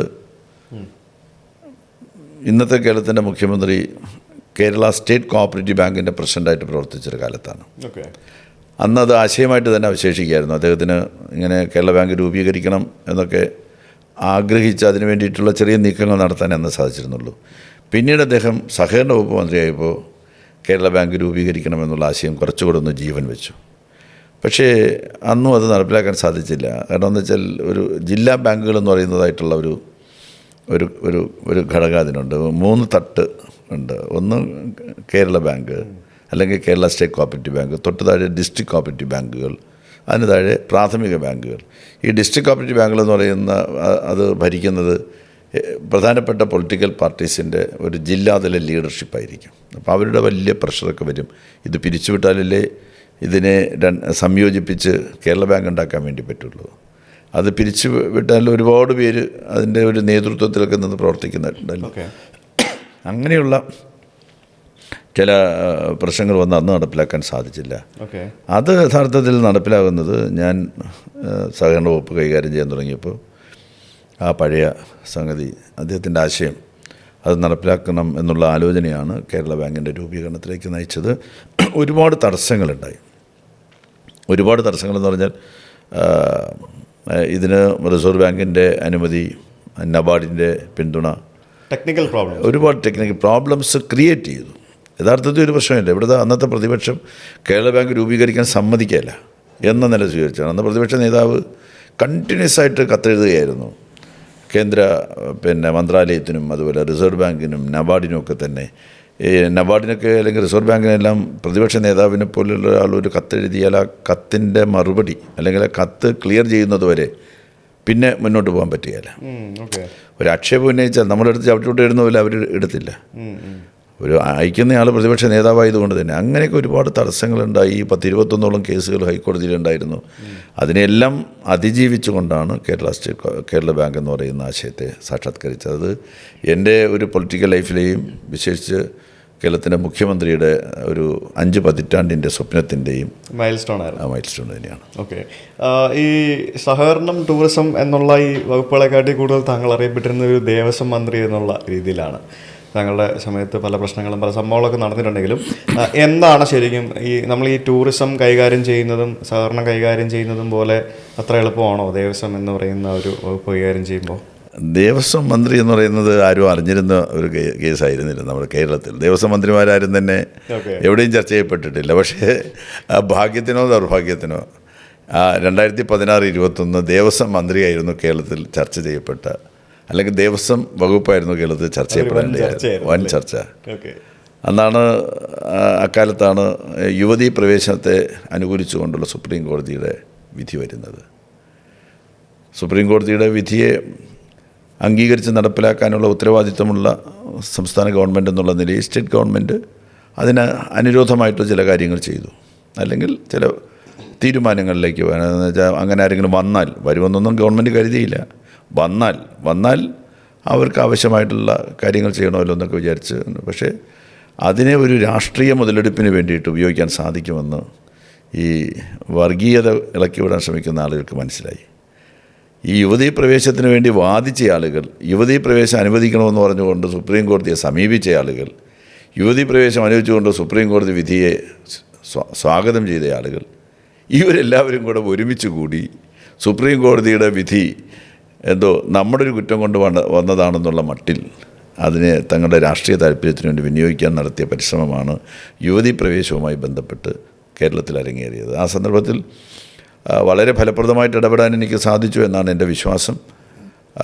അന്ന് വളരെ വൈകാരികമായി നമ്മുടെ സമൂഹത്തിലൊരു വിഭാഗം ആളുകൾ എടുത്ത പ്രശ്നത്തെ വളരെ ശ്രദ്ധയോടുകൂടി അത് മനസ്സിലാക്കി പരിശോധിച്ച് ഭക്തരുടെ വികാരം എന്താണെന്ന് തിരിച്ചറിഞ്ഞ് നമ്മുടെ യഥാർത്ഥ ഭക്തരുടെ വികാരം എന്താണെന്ന് മനസ്സിലാക്കി അതിനനുസരിച്ചുള്ള നിലപാടുകൾ സ്വീകരിക്കാനായിട്ട് ശ്രമിച്ചിട്ടുണ്ടായിരുന്നു. അതുകൊണ്ട് തന്നെ കേരളത്തിൽ അവരാഗ്രഹിച്ചതുപോലെ കലാപകലുഷിതമായിട്ടുള്ളൊരു അന്തരീക്ഷത്തെ മുന്നോട്ട് കൊണ്ടുപോകാൻ അവർക്ക് സാധിച്ചില്ല എന്നുള്ളതാണ്. അതിൽ ഏറ്റവും പ്രധാനപ്പെട്ട ഒരു ദിവസം ഞാൻ ഓർക്കുന്നുണ്ട്. അന്ന് 2 ആക്ടിവിസ്റ്റുകൾ അവർ ഹൈക്കോടതിയുടെ വിധിയും വാങ്ങി, പ്രൊട്ടക്ഷൻ വാങ്ങി, അവർ പോലീസിനെ സമീപിച്ച് പോലീസിൻ്റെ സംരക്ഷണത്തോടുകൂടി ഈ ആക്ടിവിസ്റ്റുകൾ മല കയറുന്നതായിട്ടുള്ളൊരവസ്ഥ. അതായിരുന്നു ഈ യുവതീ പ്രവേശനത്തിലെ ഒരു സുപ്രധാനമായിട്ട് സംഭവം എന്ന് പറയുന്നത്. ആ ആക്ടിവിസ്റ്റുകൾ അവർ ഹൈക്കോടതിയിൽ പോയി സുപ്രീം കോടതിയിൽ വിധി നടപ്പിലാക്കുന്നതിന് പിണറായി വിജയൻ തയ്യാറാവുന്നില്ല, ഈ ഗവൺമെൻറ് തയ്യാറാവുന്നില്ല, ഞങ്ങളെ കയറ്റിവിടുന്നില്ല, ഞങ്ങൾക്ക് തടസ്സം ഉണ്ടാകുന്നു, അതുകൊണ്ട് ഞങ്ങൾക്ക് പോലീസ് പ്രൊട്ടക്ഷൻ വേണം, അത് ചെറിയ പ്രൊട്ടക്ഷൻ ഒന്നും പോരാ, വലിയ പ്രൊട്ടക്ഷൻ ഉണ്ടെങ്കിൽ മാത്രമേ ഞങ്ങളെ കയറ്റിവിട്ടുള്ളൂ, അവിടെ ഒരു അക്രമികളെല്ലാം തമ്പടിച്ചിരിക്കുകയാണെന്നൊക്കെ പറഞ്ഞിട്ടാണ് ഹൈക്കോടതിയിൽ നിന്ന് ഈ വിധി സമ്പാദിക്കുന്നത്, പ്രൊട്ടക്ഷൻ വേണ്ടിയിട്ടുള്ള വിധി. സ്വാഭാവികമായിട്ടും അന്ന് പിണറായി വിജയൻ എന്ന കേരളത്തിൻ്റെ മുഖ്യമന്ത്രി ഇവിടെ ഇല്ല, താനും ഈ നാട്ടിലില്ല. ആ വിധി നടപ്പിലാക്കാനായിട്ട് പോലീസ് നിർബന്ധിതരായി. പോലീസിന് ഹൈക്കോടതിയിൽ നിന്ന് ഒരു പ്രൊട്ടക്ഷൻ കൊടുക്കണമെന്ന് പറഞ്ഞ് 2 പേര് വിധിയുമായിട്ട് വന്നാൽ പോലീസിന് പ്രൊട്ടക്ഷൻ കൊടുക്കാതിരിക്കാൻ പറ്റുമോ? അവർ പ്രൊട്ടക്ഷൻ കൊടുത്തു, ഇവരെ കയറി പോകുന്നതിന് സഹായിച്ചു. അത് ഉപയോഗപ്പെടുത്തിക്കൊണ്ട് നാട്ടിലാകെ കലാപം ഉണ്ടാക്കാൻ വേണ്ടിയിട്ട് പരിശ്രമം നടന്നു. പക്ഷേ വളരെ ശക്തമായിട്ട് തന്നെ ദേവസ്വം മന്ത്രി എന്നുള്ള നിലയിൽ ഞാൻ ഇടപെട്ട് അതിൻ്റെ ഭാഗമായി ഉണ്ടാകുന്ന ഏത് നിയമപരമായിട്ടുള്ള അതുമായി ബന്ധപ്പെട്ട് വരുന്ന ഏത് ഭരണപരമായിട്ടുള്ള നടപടിയും അത് എൻ്റെ മാത്രം ഉത്തരവാദിത്വമായിരിക്കുമെന്ന് അന്ന് ഈ വിധി നടപ്പിലാക്കുന്നതിന് വേണ്ടി ഈ 2 ആക്ടിവിസ്റ്റുകളെയും കൊണ്ട് മുന്നോട്ട് നീങ്ങിയ IPSകാരനായിട്ടുള്ള ശ്രീജിത്തിന് വാക്കാൽ ഉത്തരവ് കൊടുത്താണ് അവരെല്ലാവരും തിരിച്ചിറക്കിയത്. ഇവർ വിചാരിച്ചത്, ഇവിടെ ഈ പുറത്ത് ഈ കലാപത്തിന് വേണ്ടി കോപ്പ് കൂട്ടിയ ആളുകൾ വിചാരിച്ചത്, RSSകാർ വിചാരിച്ചത്, അല്ലെങ്കിൽ വർഗീയ ഭ്രാന്തന്മാർ വിചാരിച്ചത്, ഇതിൻ്റെ മറവിൽ കാര്യങ്ങളൊക്കെ ഒപ്പിച്ചെടുക്കാമെന്ന്. പക്ഷെ അതിന് അനുവദിച്ചില്ല. അതോടുകൂടി അത് കെട്ടടങ്ങുന്നൊരവസ്ഥയുണ്ട്. അപ്പോൾ അവിടെ അന്ന് അവർ വന്ന സമയത്ത്, വിധിയുമായിട്ട് വന്ന സമയത്ത് നിങ്ങളവരെ ഒബ്ജക്റ്റ് ചെയ്തിരുന്നെങ്കിൽ എന്തായിരിക്കും സംഭവിക്കുക? അതായത് ഇല്ല, നമുക്ക് അനുവദിക്കാൻ പറ്റില്ല, സർക്കാരിന് ജനങ്ങളുടെ അല്ലെങ്കിൽ വിശ്വാസികളുടെ വിശ്വാസത്തെ ഹനിക്കാൻ പറ്റില്ല, ഞങ്ങൾക്ക് നിങ്ങളെ അനുവദിക്കാൻ പറ്റില്ല എന്നൊരു വാക്ക് അവിടെ പറഞ്ഞിരുന്നെങ്കിൽ എന്തായിരിക്കും അവിടെ? നമ്മുടെ മുന്നിൽ വന്നെങ്കിൽ നമുക്ക് എന്തെങ്കിലും കാര്യങ്ങൾ ഒരുപക്ഷെ അതിനെക്കുറിച്ച് ആലോചിക്കാൻ സാധിക്കുക. നമ്മുടെ മുന്നിൽ വരുന്നില്ല. അവർ നേരെ പോലീസിൻ്റെ അടുത്താണ് പോകുന്നത്. അവർക്ക് പോലീസിൻ്റെ അടുത്ത് മാത്രമേ പോകേണ്ട കാര്യമുള്ളൂ. അവർ നമ്മുടെ അനുവാദമൊന്നും വേണം. നമ്മൾ അനുവദിക്കില്ല എന്ന് അവർക്ക് നന്നായിട്ടറിയാം. നമ്മൾ അനുവദിക്കാൻ വേണ്ടി പോകുന്നില്ല. കാരണം എന്ന് വെച്ചാൽ ഈ ആക്ടിവിസ്റ്റുകൾക്ക് ഞാൻ ഈ പ്രയോഗമാണ് നടത്തിയത്. ഞാൻ ചാനലുകളിൽ പറഞ്ഞു, ആക്ടിവിസ്റ്റുകൾക്ക് കയറി നിരങ്ങാനുള്ള ഇടമല്ല ശബരിമല. ഇതായിരുന്നു എൻ്റെ അന്നത്തെ ഒരു പ്രയോഗം എന്ന് പറയുന്നത്. ഈ സ്ത്രീകളെ കൊണ്ടുപോയ ആ നടപടി പിൻവലിച്ചതിനെ സാധൂകരിച്ചുകൊണ്ട് അന്ന് കുറേ വിമർശനങ്ങൾ വന്നു. എനിക്കെതിരായിട്ട് കുറേ വിമർശനങ്ങൾ വന്നു. എന്തുകൊണ്ട് അവരെ ഇറങ്ങാൻ പറഞ്ഞു എന്നൊക്കെ ചോദിച്ചുകൊണ്ട് ചില ആക്ടിവിസ്റ്റുകളും മറ്റു ആളുകളൊക്കെ രംഗത്ത് വന്നപ്പോൾ ഞാൻ പറഞ്ഞു, ആക്ടിവിസ്റ്റുകൾക്ക് നിരങ്ങാനുള്ള ഇടമല്ല ശബരിമല, അത് ഭക്തർക്ക് പോകാനുള്ള ഇടമാണ്. അപ്പോൾ ആ നിലയിലുള്ള സ്ട്രോങ് ആയിട്ടുള്ളൊരു സ്റ്റാൻഡ് ദേവസ്വം മന്ത്രി എന്നുള്ള നിലയിൽ ഞാൻ സ്വീകരിച്ച് ഇവിടെ കലാപകലുഷിതമായിട്ടുള്ള ഒരു അന്തരീക്ഷത്തെ ശാന്തതയിലേക്ക് കൊണ്ടുവരാനും ക്രമേണ ഇന്നിപ്പോൾ അതൊന്നും പറഞ്ഞാൽ എവിടെയും ചിലവാവില്ല. സുപ്രീം കോടതിയിൽ തന്നെ സ്റ്റേറ്റ് ഗവൺമെൻറ് അഫിഡവിറ്റ് കൊടുക്കാൻ വേണ്ടിയിട്ട് പോവുകയാണ്. വിശ്വാസി സമൂഹത്തിൻ്റെ വിശ്വാസത്തിന് പോറലേൽപ്പിക്കുന്നതായിട്ടുള്ള ഒരു കാര്യവും ചെയ്യാൻ ഗവൺമെൻറ് ഉദ്ദേശിക്കുന്നില്ല എന്ന് പറഞ്ഞുകൊണ്ട് അത് ചില ആൾക്ക് ഇപ്പോൾ വിഷമം ഉണ്ടാക്കിയിട്ടുണ്ട്. നമ്മളങ്ങനെ അതെ നമ്മളൊരു വിശ്വാസി സമൂഹത്തിൻ്റെ വിശ്വാസത്തിന് വേണ്ടിയിട്ടല്ലേ നമ്മൾ നിൽക്കുന്നത്. നമുക്കെന്താ, ശരിക്കും ഒരു ഹിന്ദു വിശ്വാസിയായ എനിക്ക് ആ സമയത്തെ പ്രശ്നങ്ങൾ എനിക്കും ഒരു വിഷമമൊക്കെ ഉണ്ടായിരുന്നു. ഇതെന്താ സംഭവിക്കുന്നത്, ഇങ്ങനെയൊന്നും സംഭവിക്കാൻ പാടില്ലല്ലോ എന്നുള്ള വിഷമമൊക്കെ ഉണ്ടായിരുന്നു. മഹാഭൂരിപക്ഷം വരുന്ന മനുഷ്യരുടെ വിശ്വാസം അത് സംരക്ഷിക്കാൻ ബാധ്യത ഗവൺമെൻറ്റില്ലേ. എല്ലാവരുടെ വിശ്വാസം സംരക്ഷിക്കാനുള്ള ബാധ്യത ഗവൺമെൻറ്റുണ്ട്. ആരുടെ വിശ്വാസത്തിന് പോറലേൽക്കരുത്. അത് ഹിന്ദുക്കളുടെ മാത്രമല്ല, ക്രിസ്ത്യാനിയും മുസൽമാനും ആരായിരുന്നാലും അവരുടെ വിശ്വാസത്തിനും അവരുടെ രീതിക്കും അനുസരിച്ച് ജീവിക്കാനും പ്രവർത്തിക്കാനും സാധിക്കണം. അത് ഹിന്ദുക്കൾക്ക് സാധിക്കണം, ക്രിസ്ത്യാനിക്കും സാധിക്കണം, മുസൽമാനും സാധിക്കണം, പാഴ്സിക്കും എല്ലാവർക്കും സാധിക്കണം. ഇവിടെ ഹിന്ദു സമൂഹത്തിൽ വലിയൊരു വിഭാഗം ആളുകൾക്ക് ശബരിമലയിൽ യുവതികൾ പ്രവേശിക്കുന്ന എതിർപ്പുണ്ട്. ആ എതിർപ്പ് വിശ്വാസി സമൂഹത്തിൻ്റെ എതിർപ്പാണ്. ആ എതിർപ്പിനോടൊപ്പമാണ് ഞങ്ങളുടെ ഗവൺമെൻറ്. നമ്മൾ തമ്മിലുള്ള ഒരു ഇത്തരത്തിലുള്ളൊരു ചർച്ചയിൽ വിവാദങ്ങൾ കുത്തിക്കയറ്റാൻ താല്പര്യമില്ലാതിരുന്നൊരു വ്യക്തിയാണ് ഞാൻ, എൻ്റെ മനസ്സിലുണ്ടായിരുന്നുണ്ടെങ്കിലും. പക്ഷേ താങ്കൾ പറഞ്ഞുകൊണ്ട് എന്നാൽ പിന്നെ അടുത്തൊരു കാര്യം കൂടി ചോദിച്ചേക്കാം. നമുക്കിപ്പോൾ റീസെൻ്റായിട്ട് ശബരിമല നടക്കുന്ന വിവാദം, അതിനെപ്പറ്റി എന്താണ് പറയാനുള്ളത്? സ്വർണ്ണപ്പാളി കേസ് ആക്ച്വലി ദേവസ്വം ബോർഡും ഗവൺമെൻറ്റും തമ്മിലുള്ള ബന്ധത്തെക്കുറിച്ച് മനസ്സിലാക്കിയാൽ മാത്രമേ ഈ ദേവസ്വം ക്ഷേത്രങ്ങളിലെ ആചാരാനുഷ്ഠാന പ്രവർത്തന സമ്പ്രദായങ്ങളിൽ ഒരു ഗവൺമെൻറ് എങ്ങനെയാണ് ഇടപെടാൻ സാധിക്കുകയെന്ന് മനസ്സിലാക്കാൻ പറ്റുള്ളൂ. ഇപ്പോൾ 1949 ഒരു കവനൻ്റ്, ആ കവനൻ്റ് പ്രകാരമാണ് എന്ന് പറഞ്ഞാൽ അന്ന് രാജാവ് ഉണ്ടാക്കിയ നിയമം. ആ നിയമപ്രകാരമാണ് യഥാർത്ഥത്തിൽ ഈ ദേവസ്വം ബോർഡ് പ്രവർത്തിക്കുന്നത്. 3 അംഗങ്ങളുള്ളതാണ് ദേവസ്വം ബോർഡ്. അതിലൊരംഗത്തെ 1971 വരെ രാജാവാണ് നിശ്ചയിക്കുന്നത്, രാജകുടുംബം. 71 പ്രീ വ്യൂവേഴ്സ് നിർത്തലാക്കിയത്. അപ്പോൾ പ്രീ വ്യൂവേഴ്സ് നിർത്തലാക്കിയോടുകൂടി ആ ഒരാളടക്കം 2 പേരെ മന്ത്രിസഭയിലെ ഹിന്ദു മന്ത്രിമാരായിട്ടുള്ള ആളുകൾ നിശ്ചയിക്കും. ഒരാൾ നിശ്ചയിക്കുന്നത് നിയമസഭയിലെ ഹിന്ദു MLA-മാരാണ്. അപ്പോൾ അത് ഒരു തെരഞ്ഞെടുപ്പാണ്. ഹിന്ദു മന്ത്രിമാർ 2 പേരെ നിശ്ചയിക്കുന്നു, ഹിന്ദു MLA-മാർ ഒരാളെ നിശ്ചയിക്കുന്നു. നേരത്തെ ഹിന്ദു മന്ത്രിമാർ ചേർന്ന് ഒരാളെയും MLA-മാർ ചേർന്ന് വേറൊരാളെയും രാജാവ് ഒരാളെ നിശ്ചയിക്കുമായിരുന്നു. പ്രീ വിപ്പേഴ്സ് നിർത്തലാക്കിയതോടുകൂടിയാണ് 2 പേര് ഹിന്ദു മന്ത്രിമാർ നിശ്ചയിക്കേണ്ടതാകുന്നത്. അവർ ഈ ബോർഡിലെ അംഗങ്ങളാക്കി തീരുമാനിച്ച് ഉത്തരവിറക്കുക എന്ന ഉത്തരവാദിത്വം മാത്രമാണ് യഥാർത്ഥത്തിൽ ഗവൺമെൻറ്റിനുള്ളത്, അല്ലെങ്കിൽ വകുപ്പിനുള്ളത്. എൻ്റെ വകുപ്പാണത് ചെയ്യുന്നത്. ദേവസ്വം വകുപ്പിൻ്റെ വകുപ്പ് സെക്രട്ടറി ഉണ്ട്, ഗവൺമെൻറ് സെക്രട്ടറി, പ്രിൻസിപ്പൽ സെക്രട്ടറി, അദ്ദേഹമാണ് ഉത്തരവിറക്കുന്നത്. അതിൽ തന്നെ ഒരു പ്രത്യേകത എന്ന് പറയുന്നത്, ഇപ്പോൾ ഗവൺമെൻറ് ഉത്തരവിറക്കുകയാണല്ലോ ഈ തിരഞ്ഞെടുക്കപ്പെട്ട 3 പേരെ നിയമിക്കുന്നത്.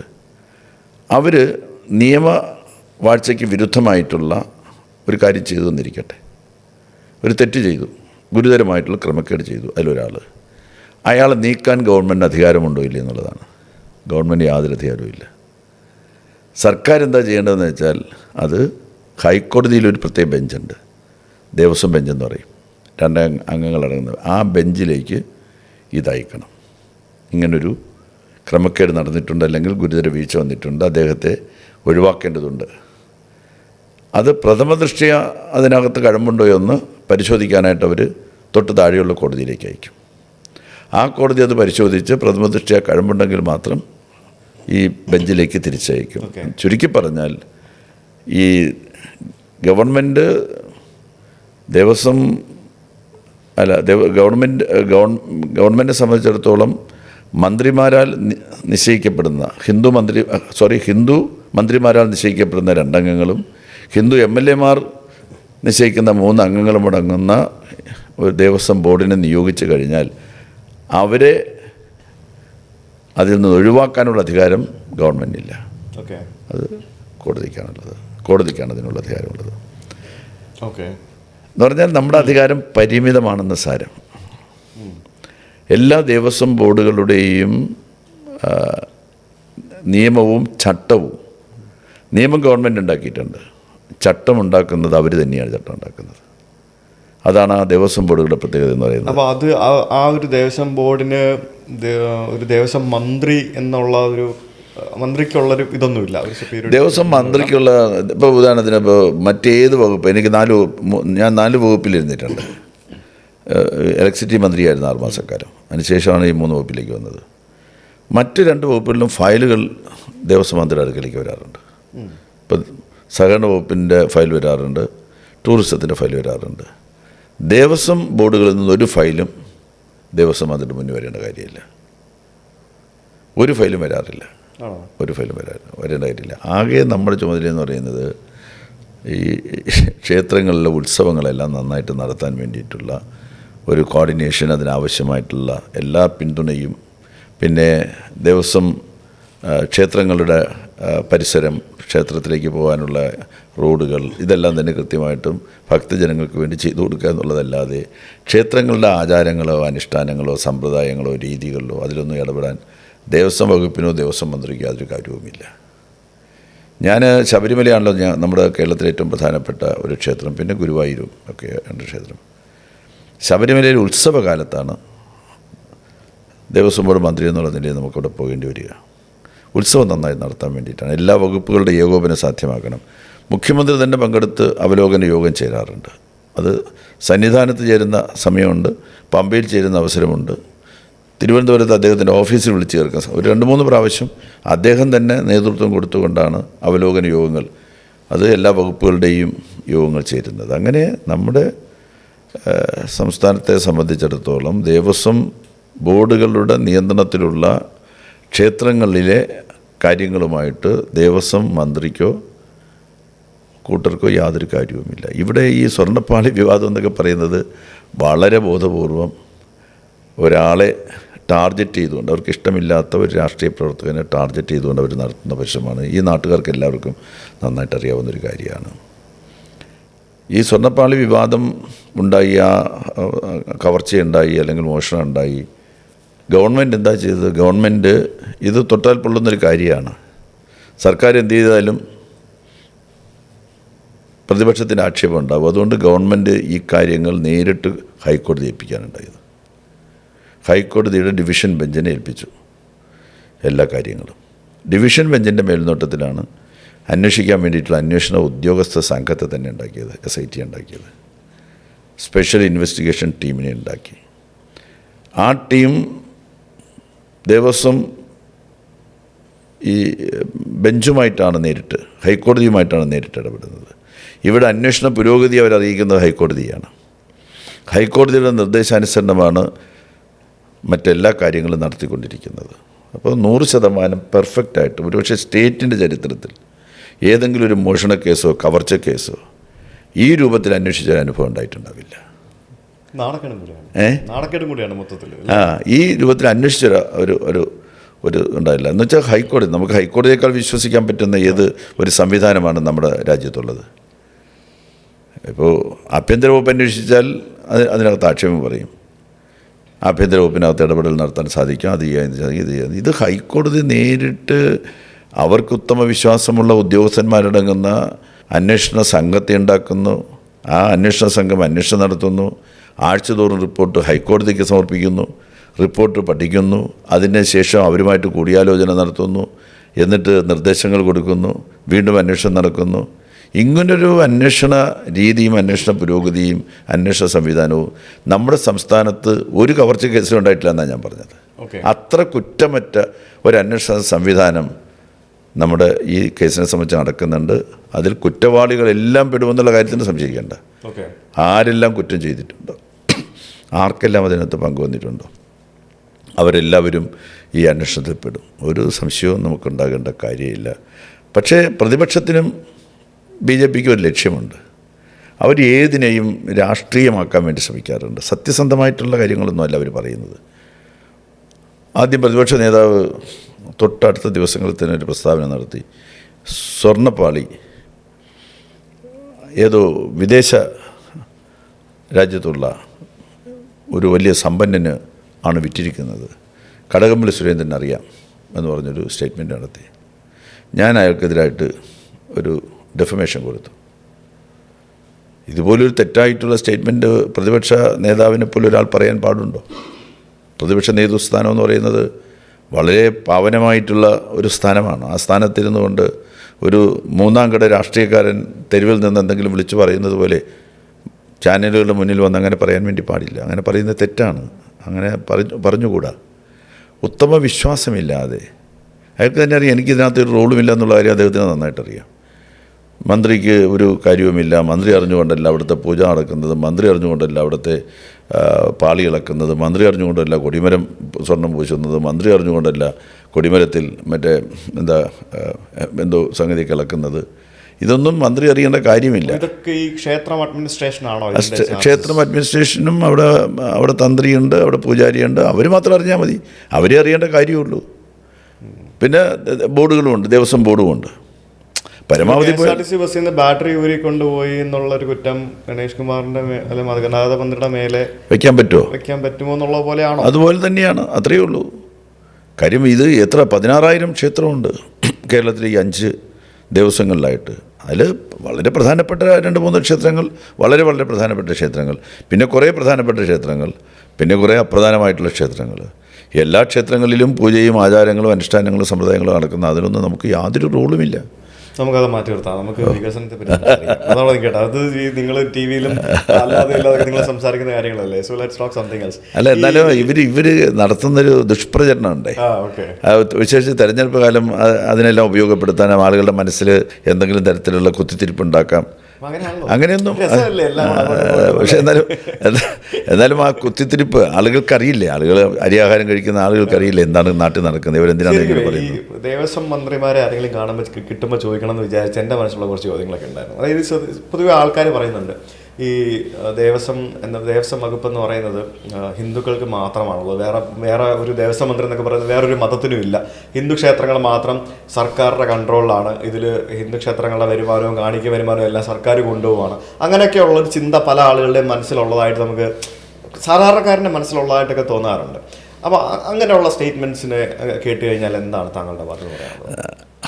ശരി, ഞാൻ പറഞ്ഞ ഒരു കൂട്ടരുണ്ടല്ലോ, ബേസിക് ക്വസ്റ്റ്യൻ ആണ്. അതെ, ഞാൻ പറഞ്ഞൊരു കൂട്ടരുണ്ടല്ലോ, ഏത് പ്രശ്നത്തെയും തങ്ങളുടെ രാഷ്ട്രീയ ലാഭത്തിന് വേണ്ടിയിട്ട് ഉപയോഗിക്കുന്ന കൂട്ടരുടെ കുറേ കാലത്തിന് മുമ്പുള്ള പ്രചരണമാണ് ഈ ക്ഷേത്രങ്ങളിൽ നിന്നുള്ള കാണിക്കയും വരുമാനമൊക്കെ തന്നെ സർക്കാർ കൊണ്ടുപോകുന്നുവെന്ന്. ഞാനൊരു കാര്യം പറയാം, കക്ഷി രാഷ്ട്രീയം വ്യത്യാസമില്ല. ഞാൻ പറയുകയാണ്, കേരളത്തിലെ ഒരു ആരാധനാലയത്തിൽ നിന്നും, ക്ഷേത്രം മാത്രമല്ല, അത് ക്രിസ്ത്യൻ പള്ളികളായിരുന്നാലും മുസ്ലിം ആരാധനാ കേന്ദ്രങ്ങളായിരുന്നാലും ശരി, ഒരു ആരാധനാലയത്തിലെയും ഒരു നയാ പൈസയും ഒരു ഗവൺമെൻറ്റും 57 മുതലുള്ള ഇതുവരെയുള്ള ഒരു ഗവൺമെൻറ്റും ഖജനാവിലേക്ക് മുതൽ കൂട്ടിയിട്ടില്ല. അതേസമയം ഖജനാവിൽ നിന്ന് കോടാനുകോടി ഉറപ്പിക്കുക നമ്മുടെ സംസ്ഥാനത്ത് ഈ ആരാധനാലയങ്ങളുടെ ഉത്സവാഘോഷങ്ങളും ആരാധനാലയങ്ങളുമായിട്ട് ബന്ധപ്പെട്ടുമൊക്കെ തന്നെ ഗവൺമെൻറ് ചെലവഴിച്ചിട്ടുണ്ട്. ഇപ്പോൾ കോവിഡ് കാലം എനിക്കെല്ലാം ഓർമ്മയുണ്ട്. ആ കോവിഡ് കാലത്ത് എല്ലാ അമ്പലങ്ങളും അടഞ്ഞു കിടന്നു. പല അമ്പലങ്ങളിലും വരുമാനമില്ല. ദീപം കത്തിച്ചിട്ടുന്നില്ല ചില അമ്പലങ്ങൾ, പഴയ ഈ ചെറിയ അമ്പലങ്ങളിലൊന്നും. അതെല്ലാം അവർ അടച്ചു പൂട്ടിയിരുന്നു. എത്രയോ നാൾ കഴിഞ്ഞിട്ടാണ് പിന്നെ തുറന്നത്. അന്ന് ദേവസ്വം ബോർഡിലെ ജീവനക്കാർക്ക് ശമ്പളം കൊടുക്കാൻ വരുമാനമില്ല. ആ സന്ദർഭത്തിൽ സ്റ്റേറ്റ് ഖജനാവിൽ നിന്ന് 100 കോടി രൂപ, ഞാൻ മന്ത്രിയായിരുന്ന കാലത്ത് 100 കോടി രൂപ തിരുവിതാംകൂർ ദേവസ്വം ബോർഡ് കൊടുത്ത കാര്യം ഞങ്ങൾക്കാണ് ശമ്പളം കൊടുക്കുന്നതിന് വേണ്ടിയിട്ട് കോവിഡ് സമയത്ത്. അപ്പോൾ ഈ സഹായമായിട്ട് കൊടുക്കുന്നതാണ്. അന്ന് ഗ്രാൻഡായിട്ട് കൊടുത്തത് തന്നെയാണ് ഗവൺമെൻറ് കൊടുത്തത്, തിരിച്ചു വാങ്ങാൻ വേണ്ടി കൊടുത്തതല്ല. അതുപോലെ മലബാർ ദേവസ്വത്തിനുമൊക്കെ കൊടുത്തിട്ടുണ്ട്. മലബാർ, കൊച്ചി, കൂടൽമാണിക്യം ഒറ്റ ക്ഷേത്രം മാത്രമാണ്, എല്ലാം കൊടുത്തിട്ടുണ്ട്. ഒരു നയ പൈസ ഗവൺമെൻറ് എടുക്കുന്നില്ല. ഗവൺമെൻറ് ഖജനാവിൽ ഇപ്പോൾ ഉദാഹരണത്തിന് ഇപ്പോൾ നമ്മളിപ്പോൾ തിരുവനന്തപുരത്ത് ഇരുന്നാണല്ലോ സംസാരിക്കുന്നത്. ട്രിവാൻഡ്രത്ത് ഏറ്റവും വലിയ ഉത്സവം നടക്കാറുണ്ട് ഇവിടെ, നമ്മുടെ ആറ്റുകാലിൽ പൊങ്കാല മഹോത്സവത്തിൻ്റെ ഭാഗമായി ഇത്ര കോടിയാണ് സ്റ്റേറ്റ് ഗവൺമെൻറ് ചെലവഴിക്കുന്നത്. നഗരസഭ ചെലവഴിക്കുന്ന തുക വേറെ, എല്ലാ കാര്യങ്ങൾക്കും. ആ സമയത്ത് അതുമായി ബന്ധപ്പെട്ട് റോഡുകളെല്ലാം വൃത്തിയാക്കുക, പിന്നെ എല്ലാം ശുചീകരിക്കുക, വൈദ്യുതി ഇൻട്രപ്ഷൻ കൂടാതെ കാര്യങ്ങൾ കിട്ടുക. ഏതാണ്ട് 3000-ഓളം വരുന്ന പോലീസുകാരുടെ സേവനം ഏതാനും ദിവസക്കാലത്തേക്ക് അവിടെ, ഒരു ദിവസത്തെ പരിപാടിയാണെങ്കിൽ 3-4 ദിവസക്കാലം അവിടെ സേവനം ലഭ്യമാക്കുക, കുടിവെള്ളം വിതരണം ചെയ്യുക, ഇങ്ങനെ തുടങ്ങി കോടിക്കണക്കിന് രൂപയാണ് സംസ്ഥാന ഗവൺമെൻറ്റും നഗരസഭയും ഈ ഒരു പൊങ്കാല മഹോത്സവം നടത്താനായിട്ട്. ഇപ്പോൾ എൻ്റെ നാട്ടിലെ പൊങ്കാല 30-ാം തീയതിയാണ്, കരിക്കകം ചാമുണ്ഡി ക്ഷേത്രത്തിലെ പൊങ്കാല. ആ പൊങ്കാലയുടെ ഭാഗമായിട്ട് 2 അവലോകന യോഗങ്ങൾ ഞാൻ തന്നെ വിളിച്ചു കൂട്ടി. ഒന്ന് മേയറുടെ നേതൃത്വത്തിൽ വിളിച്ചു കൂട്ടി, 2 ഞാൻ വിളിച്ചു കൂട്ടി. അതെല്ലാം തന്നെ വിവിധ ഡിപ്പാർട്ട്മെൻറ്റുകളുടെ ഏകോപനം സാധ്യമാക്കാൻ വേണ്ടിയിട്ടാണ്. ശബരിമലയിലും അങ്ങനെ തന്നെയാണ്, ഗുരുവായൂരിലും അങ്ങനെ തന്നെയാണ്, കൂടൽമാണിക്യത്തിലും അങ്ങനെയാണ്. കേരളത്തിലെ ഏത് ആരാധനാലയങ്ങളുമായിട്ട് ബന്ധപ്പെട്ട് നടക്കുന്നതായിട്ടുള്ള പിന്നെ ഉത്സവങ്ങൾ, ആഘോഷങ്ങൾ, ഇപ്പോൾ വെട്ടുകാട് മാതൃദയ ദേവാലയമുണ്ട്, ആ ദേവാലയത്തിലെ തിരുനാൾ ആഘോഷമുണ്ട്. അതിനു മുമ്പ് യോഗങ്ങൾ വിളിച്ചു കൂട്ടി അതിന് വേണ്ടിയിട്ടുള്ള ക്രമീകരണങ്ങൾ നമ്മളുണ്ടാക്കും. ഭീമാപള്ളി മുസ്ലിങ്ങൾ മാത്രമല്ല, എല്ലാ മതവിഭാഗത്തിൽപ്പെട്ട ആളുകളും ഭീമാപള്ളിയിൽ എത്തിച്ച അവിടുത്തെ ഉറൂസ് മഹോത്സവമുണ്ട്. നമ്മൾ അവധി കൊടുക്കാറുണ്ട്, ഗവൺമെൻറ് ഈ വെട്ടുകാടിന് അവധി കൊടുക്കാറുണ്ട്, ആറ്റുകാലിന് അവധി കൊടുക്കാറുണ്ട്. ഉറൂസ് മഹോത്സവം നടക്കുമ്പോഴത്തേക്ക് അവിടെ അതിനാവശ്യമായിട്ടുള്ള എല്ലാ സൗകര്യങ്ങളും നമ്മൾ ചെയ്തു കൊടുക്കാറുണ്ട്. ഈ ഒരു ഗവൺമെൻറ്റാണ് യഥാർത്ഥത്തിൽ നമ്മുടെ സംസ്ഥാനത്തിലെ ആരാധനാലയങ്ങളുടെ അടിസ്ഥാന സൗകര്യ വികസനത്തിന് വേണ്ടിയിട്ട് പണം മുടക്കിയ ഗവൺമെൻറ്. ഏതാണ്ട് 500-ഓളം കോടി രൂപ കേരളത്തിൽ അങ്ങോളം ഇങ്ങോളം ആരാധനാലയങ്ങളുടെ അടിസ്ഥാന സൗകര്യ വികസനത്തിന് വേണ്ടിയിട്ട് ഗവൺമെൻറ് ചെലവഴിച്ചിട്ടുണ്ട്. ഈ 10 വർഷത്തിനിടയിൽ 10 ഇടത്താവളങ്ങൾ ഗവൺമെൻറ് ഉണ്ടാക്കിയിട്ടുണ്ട്. 10 കോടി രൂപ ചെലവഴിച്ച് 10 ഇടത്താവളങ്ങൾ, 100 കോടിയിൽ പരം രൂപ ചെലവഴിച്ച് ഇടത്താവളങ്ങൾ നിർമ്മിച്ചിട്ടുണ്ട്. അയ്യപ്പ ഭക്തന്മാർക്ക് വേണ്ടിയിട്ടാണ്. പിന്നെ ആരാധനാലയങ്ങൾക്ക്, ഇപ്പോൾ ഞാൻ വെട്ടുകാട് ദേവാലയത്തിൻ്റെ കാര്യം പറഞ്ഞു, 4 കോടിയുടെ പ്രോജക്റ്റ് നടപ്പിലാക്കിയിട്ടുണ്ട്. ഞാൻ നേരത്തെ ഭീമാവലിയുടെ കാര്യം പറഞ്ഞു, 5 കോടിയുടെ പ്രോജക്റ്റ് നടപ്പിലാക്കിയിട്ടുണ്ട്.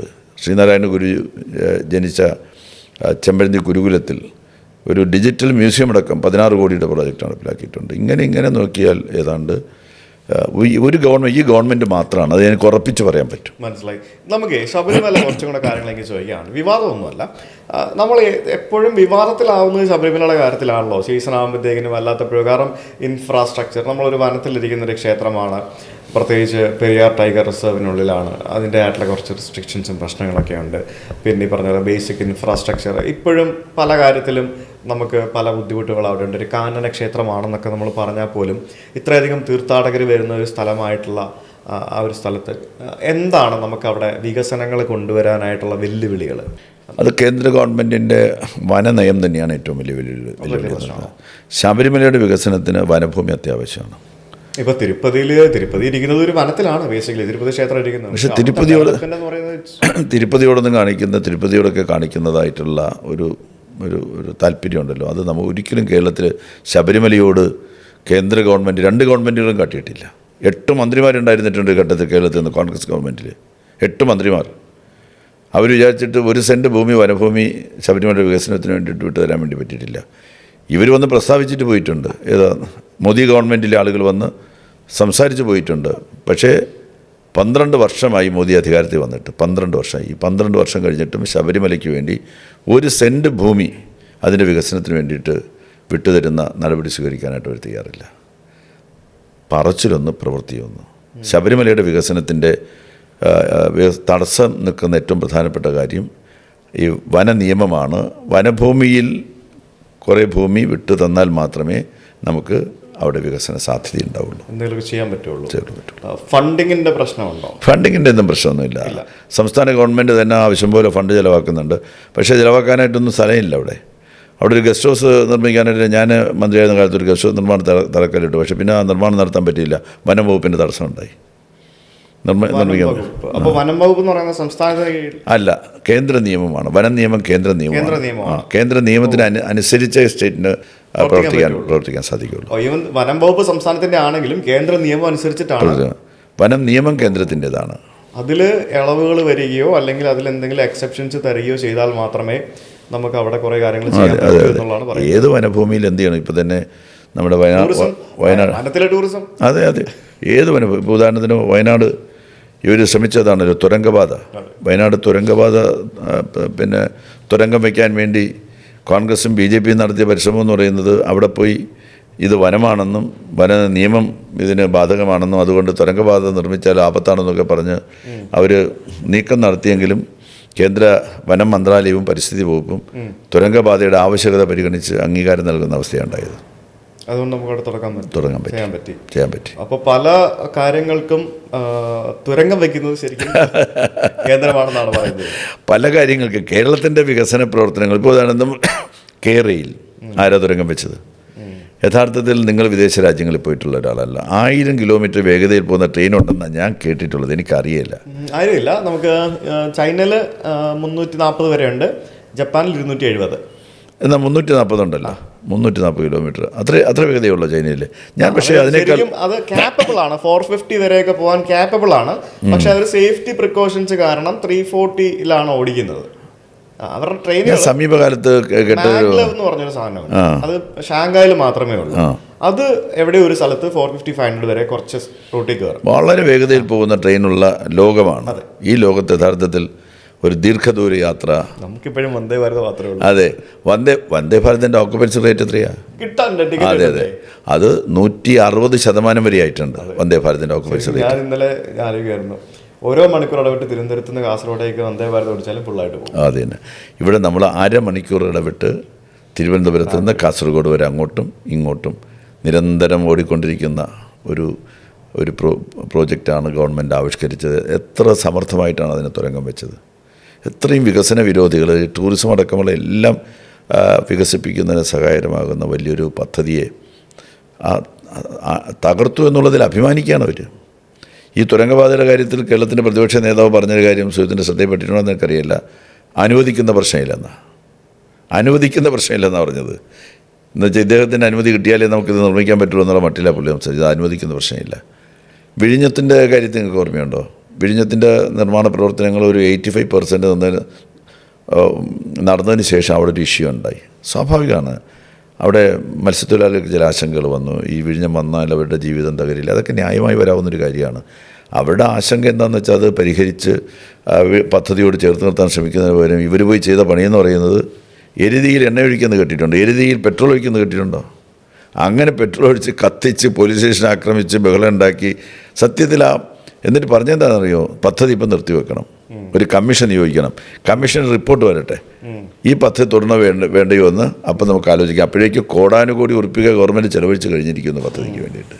അപ്പം വികസന വിരോധികളാണ് യഥാർത്ഥത്തിൽ നമ്മുടെ സംസ്ഥാനത്തിൻ്റെ ശാപം എന്ന് പറയുന്നത്. ഓക്കെ, നമുക്കിനി തിരിച്ച് തിരുവനന്തപുരത്തേക്ക് തന്നെ വരാം. കാരണം നമുക്ക് തിരുവനന്തപുരമാണല്ലോ ഇപ്പോഴത്തെ ദീപം അങ്ങോട്ട് നിൽക്കുന്നത്. അപ്പോൾ ഈ അടുത്ത തെരഞ്ഞെടുപ്പിലേക്ക് മത്സരിക്കുകയാണ്. ശരിക്കും പൂർണ്ണമായിട്ടുള്ള ഒരു കോൺഫിഡൻസ് ഉണ്ട്? എനിക്ക് നിശ്ചയമായിട്ട് നല്ല ആത്മവിശ്വാസമുണ്ട്. ജനങ്ങളുമായിട്ട് അത്രയേറെ ഇഴുകിച്ചേർന്ന്, മോരും മുതിരയും പോലെയല്ല, പാലും വെള്ളവും പോലെ തന്നെ ഇഴുകിച്ചേർന്നാണ് ഞാൻ എൻ്റെ പൊതുജീവിതം അങ്ങനെയൊക്കെ മുന്നോട്ട് കൊണ്ടുപോകുന്നത്. അതുകൊണ്ട് ആളുകളിൽ നല്ല വിശ്വാസമുണ്ട്. പിന്നെ വികസന പ്രവർത്തനങ്ങളുടെ കാര്യത്തിൽ 140 മണ്ഡലങ്ങളിലും വികസനം നടന്നിട്ടുണ്ടെങ്കിലും കഴക്കൂട്ടത്ത് അതിലപ്പുറം നടന്നിട്ടുണ്ടെന്നാണ് എൻ്റെ വിശ്വാസം.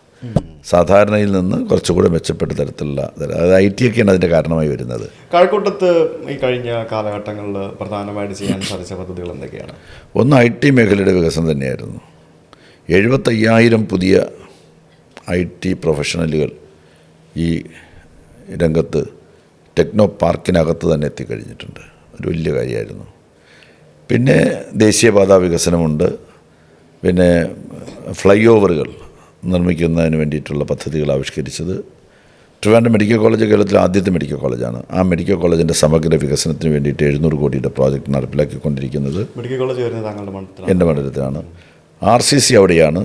RCCയിൽ പുതിയ 14 നില മന്ദിരം ഇന്ന് ക്യാൻസറിൻ്റെ ലോകപ്രശസ്തമായിട്ടുള്ള ഏത് ചികിത്സാ രീതിക്കും പറ്റുന്ന തരത്തിലുള്ള എക്യുപ്മെൻറ്റ്സ് 242 കോടി രൂപ ചിലവഴിച്ച് അത് നിർമ്മിച്ചിട്ടുണ്ട്.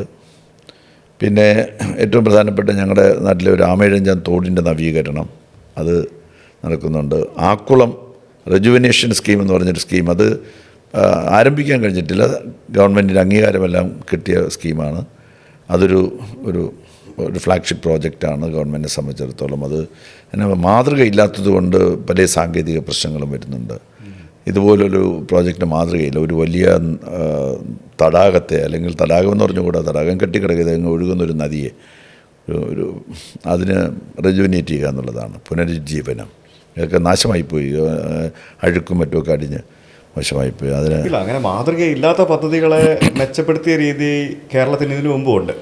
ഇപ്പം നോർക്ക എന്ന് പറയുന്ന ഒരു പ്രസ്ഥാനം വേറെ എവിടെയില്ല, അത് കേരളത്തിന് മാത്രം പറയാനുള്ള സാധനം. നമുക്ക് ഇതും അങ്ങനെ തന്നെയാണ് നമ്മൾ ചെയ്തത്. പക്ഷേ ഉദ്യോഗസ്ഥന്മാരറിയാമല്ലോ, എവിടെയാണോ ഈ ചെറിയ റിസ്ക് എടുക്കാൻ വേണ്ടി പോലും അവർ തയ്യാറാവില്ല.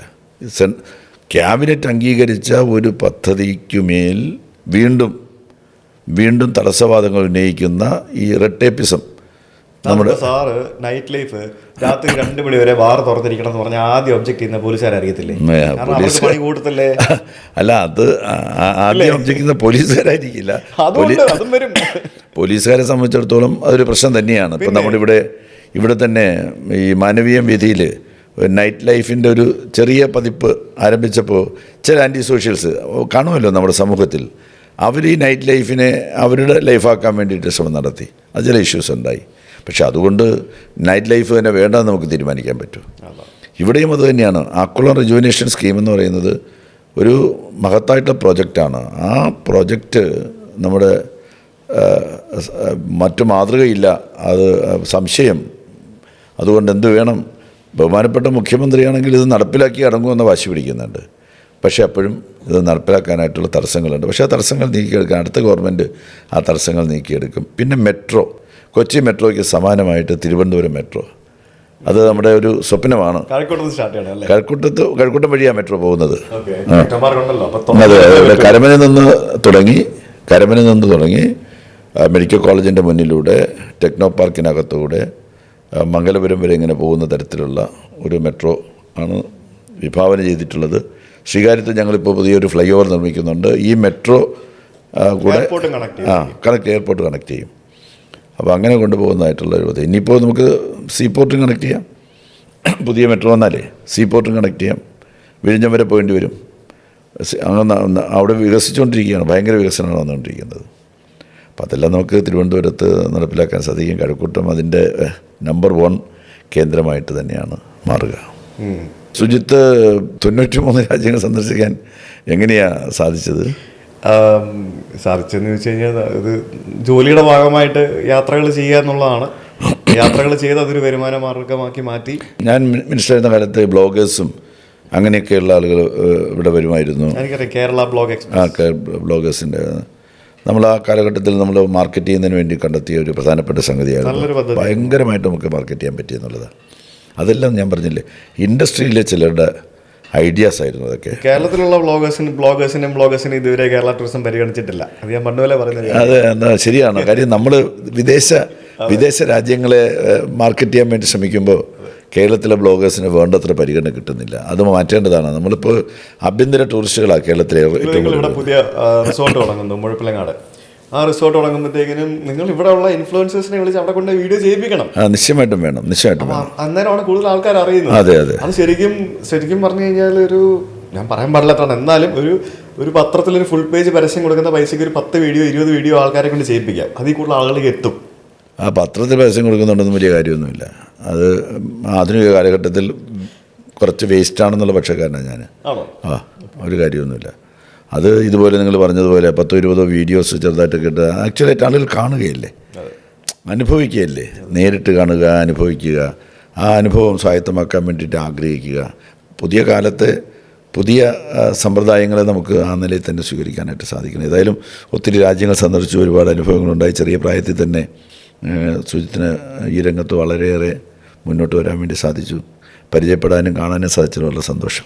ഞാൻ സാറിനെ സ്ഥിരം കാണാറുണ്ട് ടി വിയിലും, എപ്പോഴും പിന്നെ വാർത്തകളിലൊക്കെ ഇങ്ങനെ നിറഞ്ഞു നിൽക്കാറുണ്ടല്ലോ. ഒരു ചോദ്യം കൂടെ ചോദിച്ച് നിർത്താം, ഉത്തരം പറയാൻ പാടായിരിക്കും. ഇനിയൊരു ഭരണം കിട്ടി വരികയാണെങ്കിൽ താങ്കൾക്ക് വീണ്ടും ദേവസ്വം മന്ത്രിയാവാൻ അവസരം തരികയാണെങ്കിൽ തിരഞ്ഞെടുക്കുമോ? സാങ്കല്പിക ചോദ്യമാണെങ്കിലും പാർട്ടി തീരുമാനിച്ചാൽ ചെയ്യും, നിശ്ചയമായിട്ട് ചെയ്യും. അടിപൊളി. എന്തായാലും അടുത്ത തെരഞ്ഞെടുപ്പിന് എല്ലാവിധ വിജയാശംസകളും. All the best and thank you so much for coming to channel. Thank you very much.